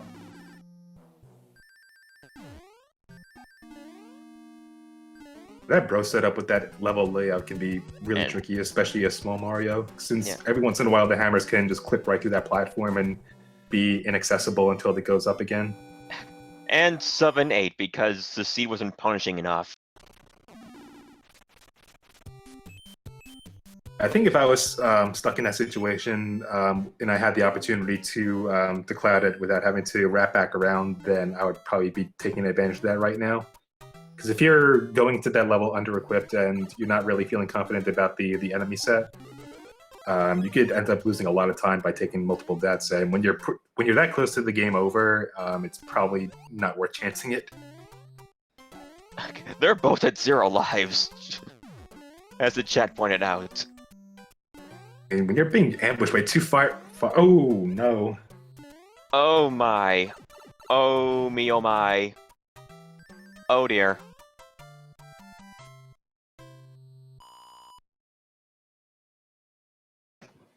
Yeah, thankfully for prieR, he was just barely able to make it out there, but he's going to have to be extra careful just to make sure that he could hold on to that lead right now.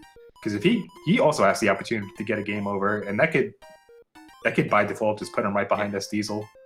But game overing does not take away your items, so that's an extra cloud for SDiezal. That could be a game changer.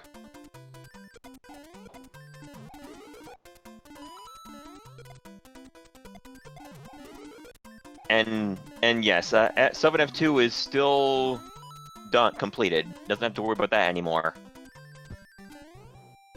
Right, so prieR gets the 5 up. A much needed 5 up.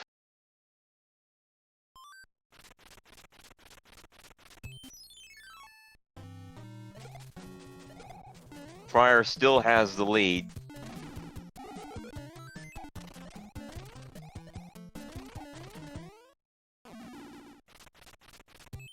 And this is a very...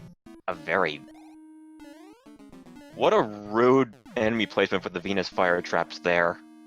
And there are such awkward cycles too, because as soon as one goes away, the other one pops up. So it's like you just can't win.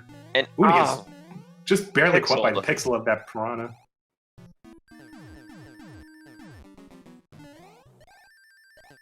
SDiezal taking a moment to ponder his strategy now.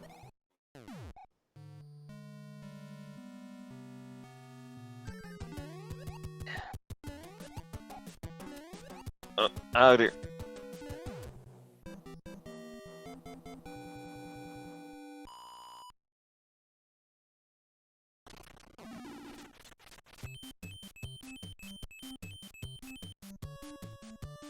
Chat brings up a good point.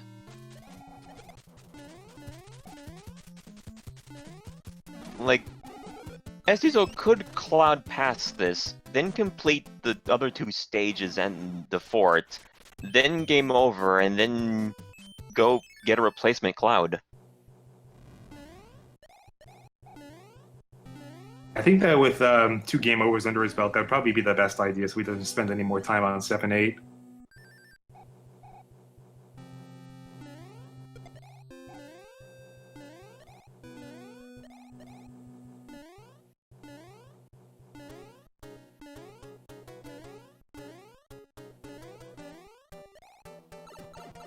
prieR is gonna fight Iggy now, who's heavy.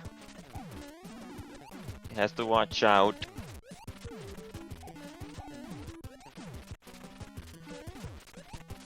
I think that was a 5-hitter?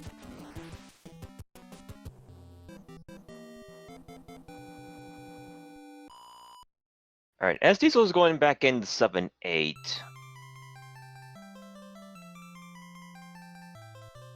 I think SDiezal knows at this point that he has those options of using the extra clouds if necessary. But I do admire his determination just to get through this at this point.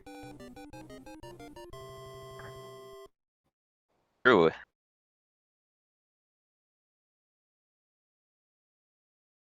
What have you got for us, Peach?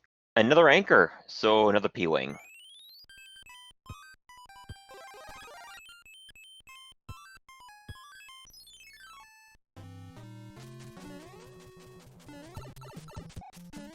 Okay. Oh, be careful. Okay, got it.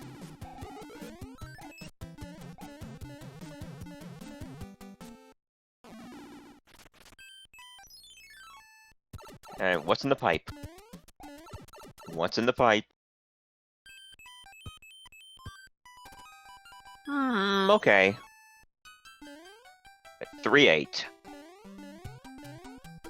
And...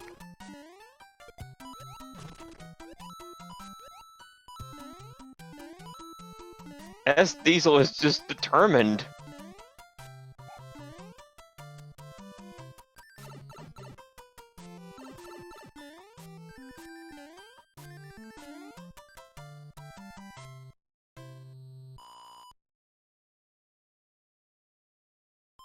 Are weighing his options. Well, prieR enters another lost level. I mean, we've seen this one already. It's not a new one. Two is always going to be in the same spot, so you could always pretty much just approach it the level the same way.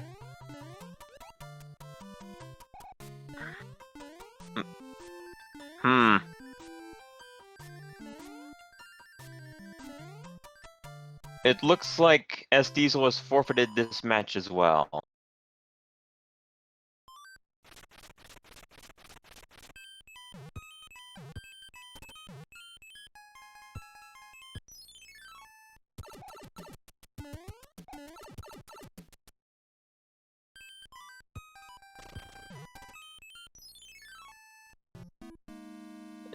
Okay, Fort Knox.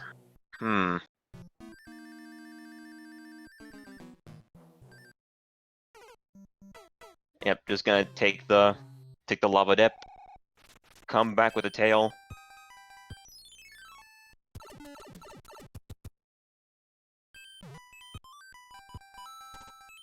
Ooh, got the anchor, and it ends up being a P-wing. Very nice. Yep, we saw it already. Right. And I don't think prieR meant to do that. Yeah, he's probably stuck in the two mindsets. Do I go for the Tanuki suit? Oh wait, I just equipped that.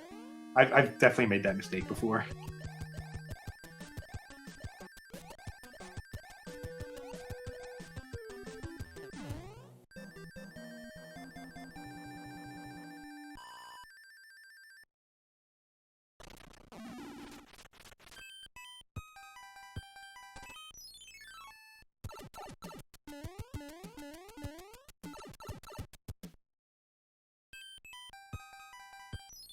And these have been some really weird pipes.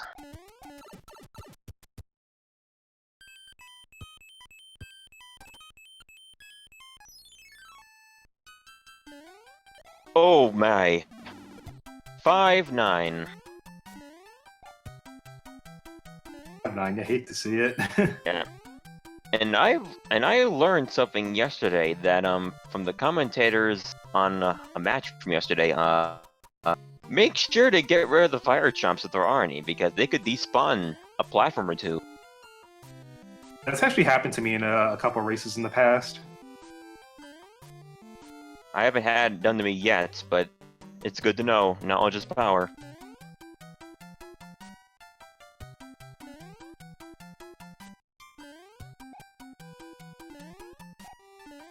As much as we would otherwise prefer to see 5-9 be, be auto-scroller disabled, it's a necessary evil because the level can't function without, without that auto-scroller in place.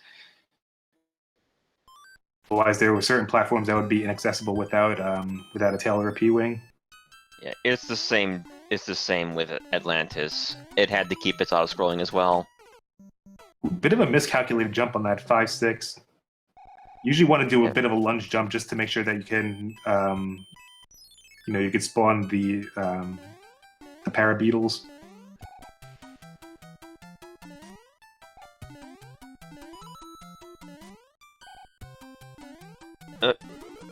Okay.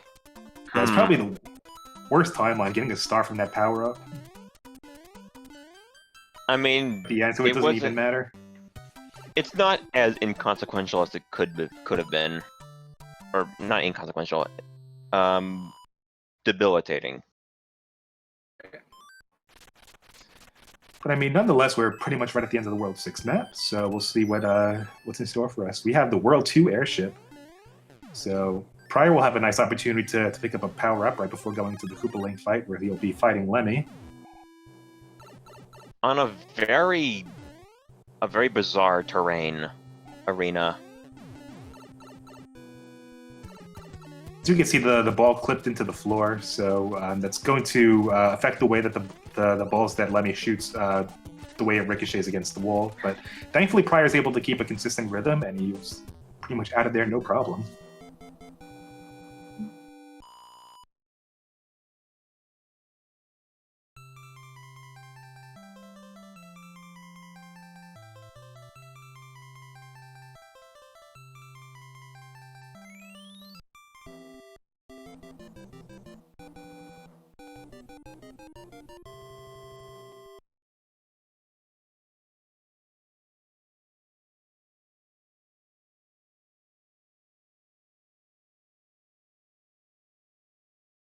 next up is World 7, and only one way to go on the first island. So he has no music boxes at his disposal, but at least with the start, he'll be able to dash through with you know, where those time nippers are, or bunchers rather. Yep. So we'll see what the item has in store, and it's a hammer, so that'll definitely pay off. What left? Okay, we still haven't seen World 3, so... Did prieR have 2 hammers? That I'm actually not sure of.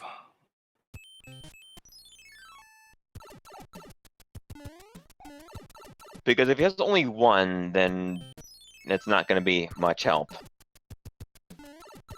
So the deal with World 3 with Wireland is that there are 2 rocks at the near the very start that you can hammer both of them to get to the other side and skip like 3-4 levels. I believe 3 levels.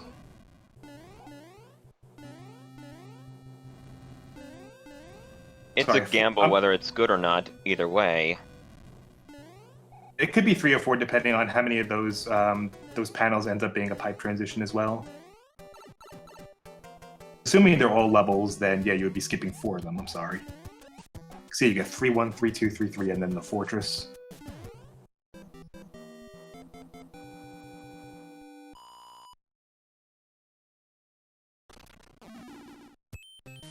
Now, we saw the room with the view before. And we saw that one's a dead end. Seems we're having quite a bit of some trolley pipe transitions, so... prieR might be in for a rude awakening that he might have to play some extra levels in order to get to the southeast continent. There was a bridge that he had to open. Oh, okay, never mind. Okay. Gonna see if we can get around that level 10. That'd be pretty sweet if he can. He's pretty much exhausted his process of elimination, so we should be really close if there is that choice. Couldn't find it, so gonna do it. Thankfully, it's the quicksand level, which is very quick. For all we know, the bottom left and the bottom right pipes might end up leading to each other anyway. So rather than just, you know, go through all the trouble, level is pretty quick anyway, so it's not really an issue just to take those 20 seconds out just to finish it up. Yeah, and no boss bass or angry sun or tiny cheap. Okay, he does have 2 hammers, so double hammer play may happen.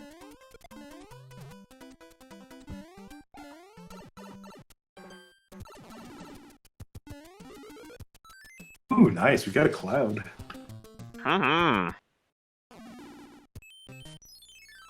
We still have quite a number of trolley levels that we haven't seen yet, like 7.5, 6.6 in Atlantis. So there's still plenty of opportunities to hold onto those clouds for something more worthwhile. Also 7-1.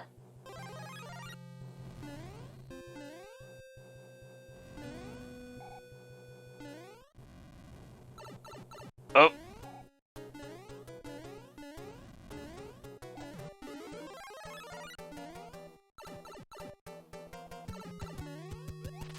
Okay, there's Livig. That's 1, that's 2. Ooh, Hitbox. Like I said, not just Roy, Ludwig gets in on this too.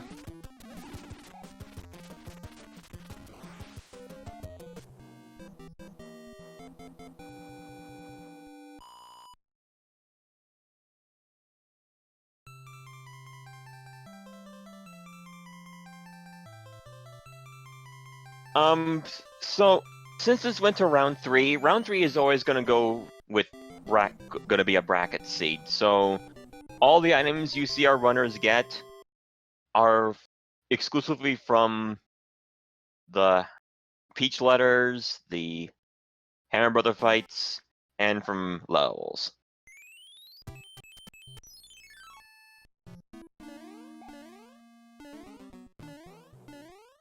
And World 6 is World 1, which means that the last remaining world is... water.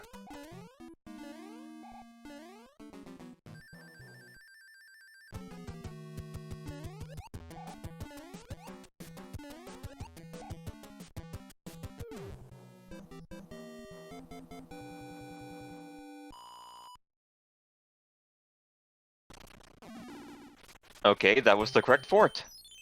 He's playing the other one for some reason. I mean, that lock isn't in his way. I don't understand why. Maybe he wants that Toad House.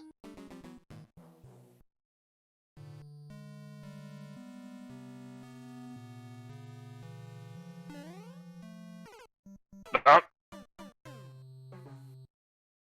Dry bones. Still going for it. I mean, it's right in the level 1-1 panel, so he was actually, if he's going for that Toad House, he's actually taking the longer way.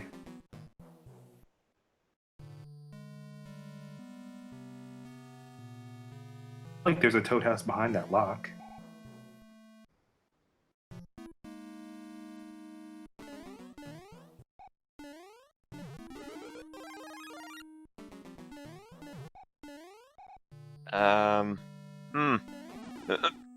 Okay.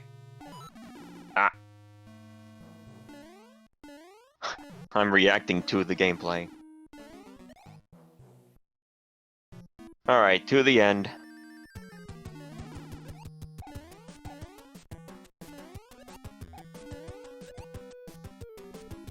Okay, this was the boom boom that launches itself. The boom booms are shuffled. Not something that's often brought up, but they are shuffled.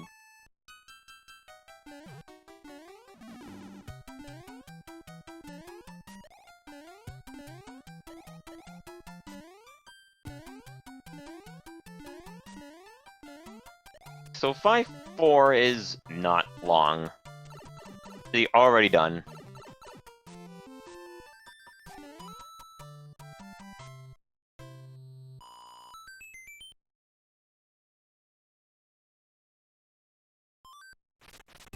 Is he gonna use a cloud? No. Okay, so I was mistaken. There was a mushroom house right behind that lock. So even so, I would say that's pretty out of your way just to take an additional 13 seconds to see what you can get in your inventory. I mean, with the way that prieR's been playing it, it doesn't really seem like something he would really need very much.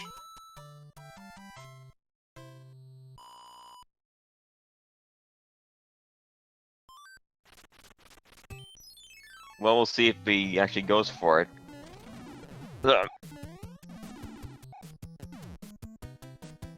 This arena is actually not bad, not too bad for Sledge Bros. Because they can just stay up there and they can't actually get to you. Oh. Oh, he didn't even do the mushroom house. That's interesting. I guess prieR misread the map and thought the lock was in the way. That could be possible. I think I've made a similar mistake as well. As have I.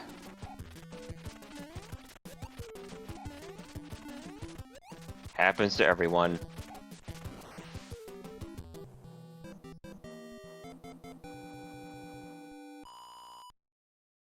Okay, that was airship 5, which means that the final airship is the 6th one.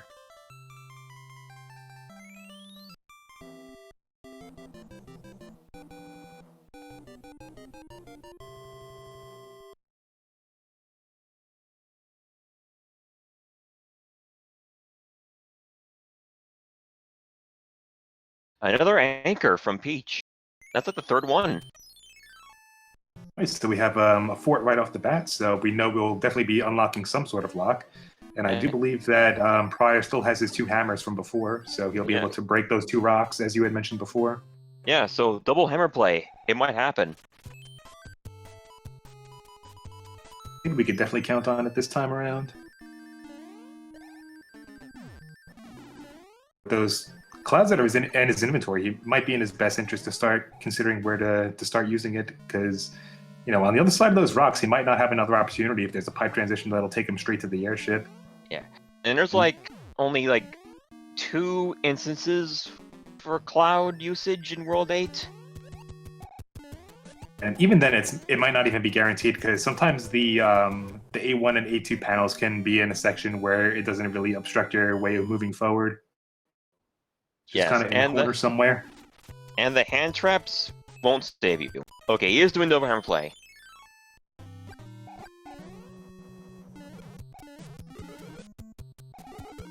and gets another hammer. So triple hammer play? It's too bad that hammer can't break that lock, and he's being reminded that it is brackets. Yep. It's probably a good idea that he's playing that for anyway, because it's the path to least resistance, and you know it'll probably break that lock where that pipe is. I actually totally forgot this was brackets for that split second.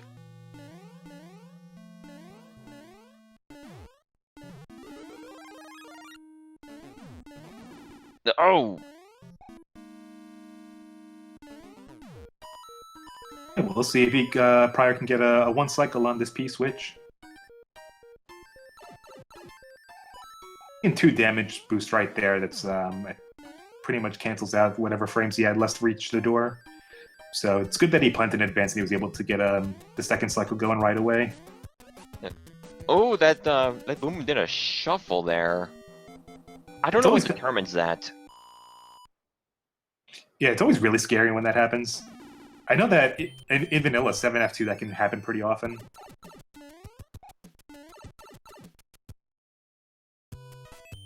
Oh, that was not the path to Wendy. I mean, double hammer play was still the correct play. I think with the map layout the way it is, this probably wouldn't have been a good place to start using his cloud, since he's not going to really go back the other direction anyway. And we are not getting that item here. No need.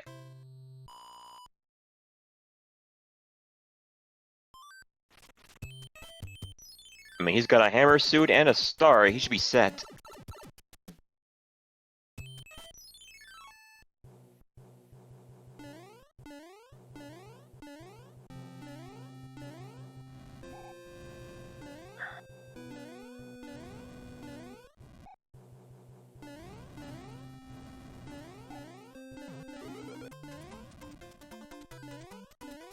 Alright, a star that should help block a ring or two. And flat terrain Wendy, like as she is normally. And not a big deal.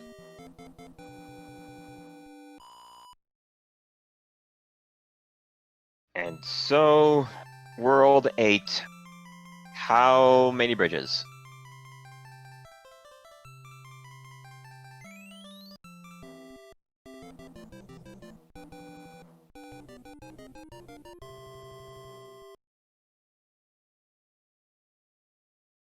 I'm going to keep going with 2 by default.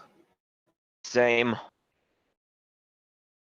And we didn't see what that item was. Okay, we see a tank right there, but we don't know if it's the actual tank or the fake tank.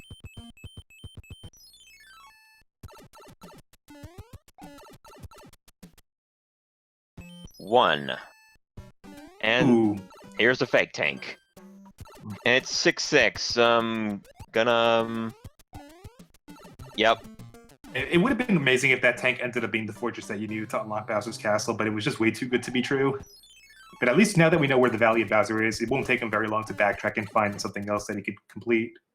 Yeah. And thankfully, that 6-6 is just not in the way at all. Looks like we got a 7-4. I couldn't tell if he had easy access to that navy in the upper section of the dark room. It would have been maybe a little closer to access. Maybe, I guess he wanted to do the Air Force. I think that was an Air Force I saw right there. The Air Force is in the bottom section.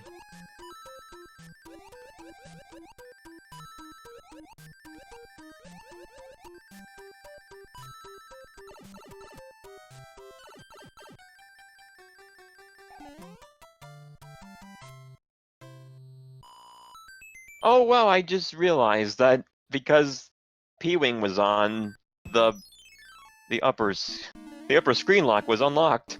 So we saw all those Gelectros. prieR had the luxury of entering 6F2 with the tail, so we had the opportunity to fly in the undersection of that first room, but Looks like he didn't have the P speed needed to make the flight, so he's just going to continue a slightly more pedestrian path. Ooh, just barely caught by that boo. Third and final underpath is definitely the trickiest one, especially with that boo lingering there. You really have to control how you flutter to get to the other end.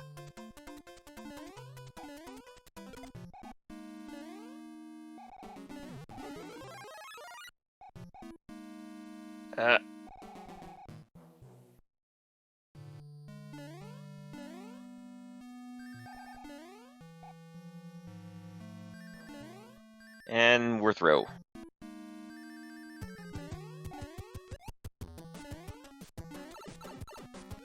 Oh, that was a flying one.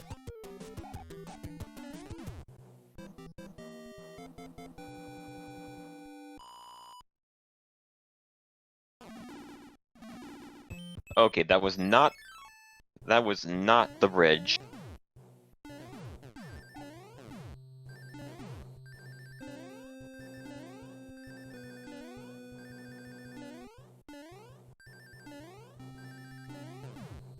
Oh, okay.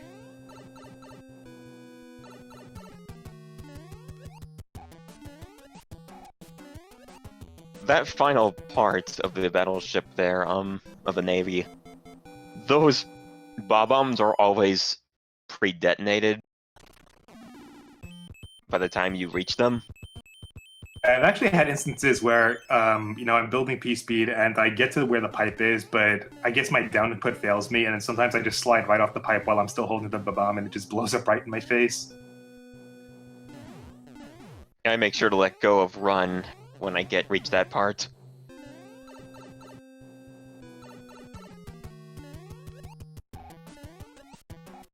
Anyway, so that's 3 fortresses down. The question is he gonna go? He's probably gonna go back to check to see if that made the bridge. I think that would be a good idea at this point. I think that's the path to Bowser.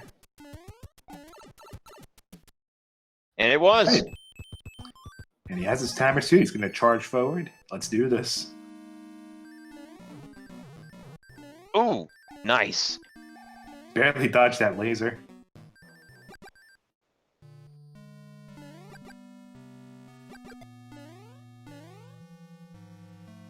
I think this is the... I don't think he has a flower in reserve. Does he? I don't think so either, no. Yeah, so prieR needs to tread carefully if he wants to maintain that hammer. Doesn't look like he's going to go for the upper clip, but Okay. he's going to brave it out with these fireballs. Okay. And that's 2 lasers. And... oh! Barely. Unfortunate.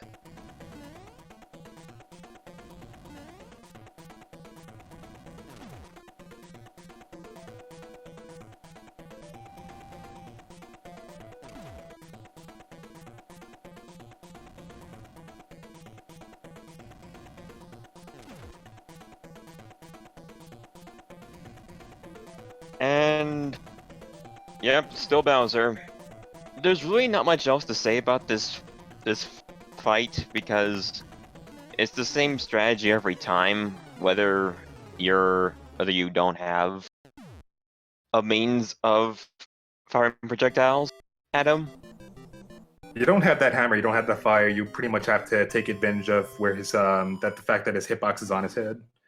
But at any rate, everybody get your GG's out for prieR57. He finishes up with an official SRL time. 4440. Yeah.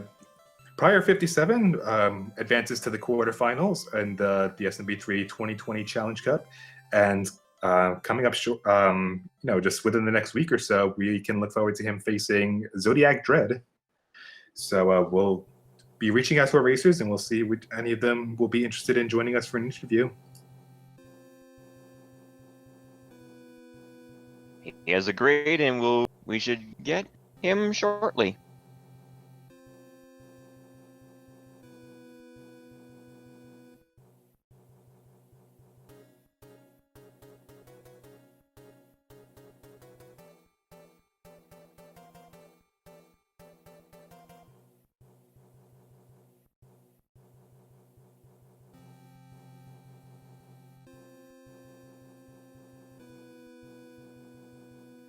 We have prieR57 with us.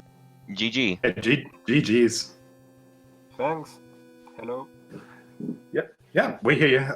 Yeah, so that was a really exciting first race between you and SDiezal. I mean, for the first half of the game, you guys were pretty much neck and neck, maybe no more than just half a screen apart at a time. And then there was a You actually had the lead. You actually had the lead in the first seed until World 8-ish. Yeah, I know I did a wrong choice, choosing to do the fortress on the line, and I had to take the pipe, and I think that's why I lost. Yes. There was a path divergence that you had in World 2 or the Desert World where you were able to use the hammer to break the rock and then skip an additional 2 levels. So that actually allowed you to uphold a pretty substantial lead going into the latter half of the game. But you had a bit of rough luck with some hand RNG, and I do believe you had to play 1 extra fort. So that allowed SDiezal to do a little bit of catching up and then, just kind of catch you right from behind. But yeah, it was a really, really impressive first race. By round 2, yeah, you guys both had the same flag set as before. SDiezal, I think he cracked a little bit under pressure. He struggled a bit with World 4. And unfortunately for him, he had to forfeit about midway through. So yeah, that's really unfortunate. I don't know, but I lost it completely after the first seed. I played very badly after that, and didn't manage to keep a good pace. I made I made many mistakes, died a lot of time, and yeah, everyone saw SDiezal had a chance to win the series, and I hope nothing wrong, but I don't know why he couldn't focus on the game, but I hope there's nothing wrong, and everyone saw he's a little better than me, so I'm happy I won, but but I played very badly.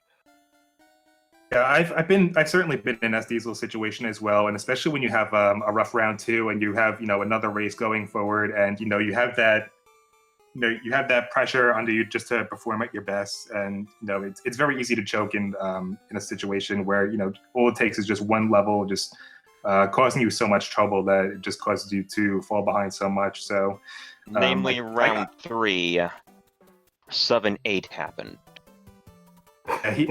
Yeah, he went into 7-8. He didn't really have much items in his inventory, so he kept approaching it with Small Mario, and he just kept getting cornered in by those fire piranhas right in the beginning, where you have to do the platform hopping on those pipes. Oh. So it caused him to take some 2 game overs. There were a couple instances where he was, taking a couple seconds to weigh his options. So unfortunately for him, I think it just finally got to him, and he just said, "No, enough is enough." But I really am sympathetic to him, and I do wish him best. I hope we get to see him more in the randomizer scene moving forward. But yeah, it's really physically mental. It's really mentally exhausting just having to do 2 or 3 back-to-back randomizer seeds, especially in a competitive context. It's really hard to maintain your focus after so long. As you had mentioned, you were making a couple mistakes or a couple situations where you were really questioning your routing decisions. One in particular that really jumps out to me was when you were in World 1 for the 3rd and final seed. You went for an extra fort, the 6F1, and I guess you misread the way the map layout was, and it ended up playing a fortress that broke a lock that wasn't really obstructing your path. And Dustman and I were kind of debating on whether you were going to go for a mushroom house or not, but then it turns out you just advanced over to the airship. So what happened there? I don't know what to say. I really lost all my skills after the first seed. Yeah, I don't know why I did that, but I did it, and yeah, sometimes I don't think on what I'm doing, and I really try to focus to not die too much. I don't know why I did it. It's all good, man. We've all definitely mean- been in that situation before. Yeah, I've done it before. Yeah, I did my very best on the first seed, and losing by 30 seconds, it totally broke me, and it was really hard to mentally stay strong and continue on and try to play to play good, and that was very hard. I would say that the most issues that you had with your performance, especially in the latter half of this race, was just in terms of routing. When it comes to just execution in the levels themselves, I think you did a pretty solid job, especially like in those first two races. You did a really good job maintaining a lot of the power-ups you collected along the way, like holding onto the fire flower and making really good use of the of the stuff that was in your inventory, and you were able to do some pretty solid job just matching up some of the card games, and a lot of those clouds and hammers came in handy for you later on. Also in Seed 2, you pretty much had the lead the entire way, even though you chose to complete 7-6 while SDiezal mac and cheesed. Oh.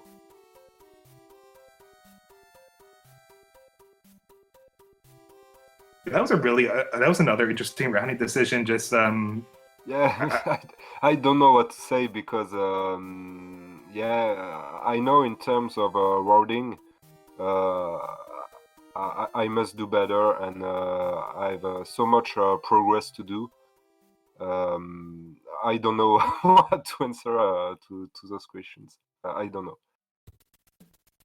Well, I think you have a pretty clear idea in mind as you go forward practicing. What you really think you need to work on, and so moving on to the quarterfinals, you'll be facing Zodiac Thread next.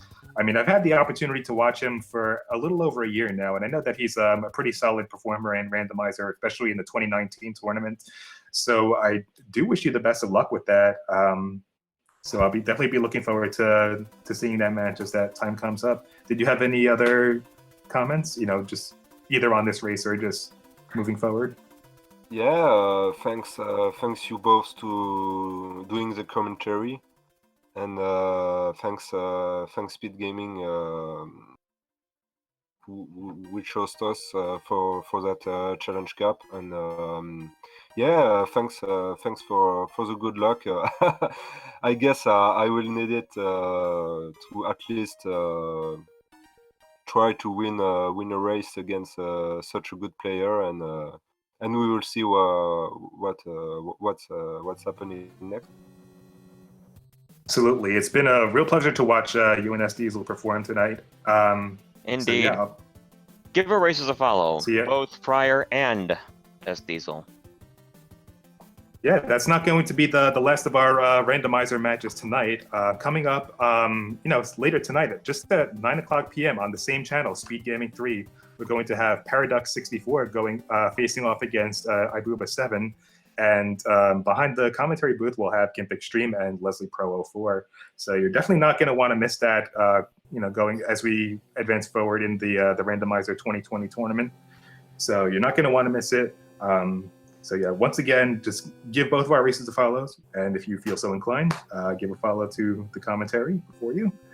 And yeah, we hope to see you all again in the next 25 minutes or so. Yeah, stay tuned. In not too long from now, quarterfinals tournament. The rest of your evening, and stay safe, and GG's everyone once again. GG. GG's. Good night, everyone. Night. Night.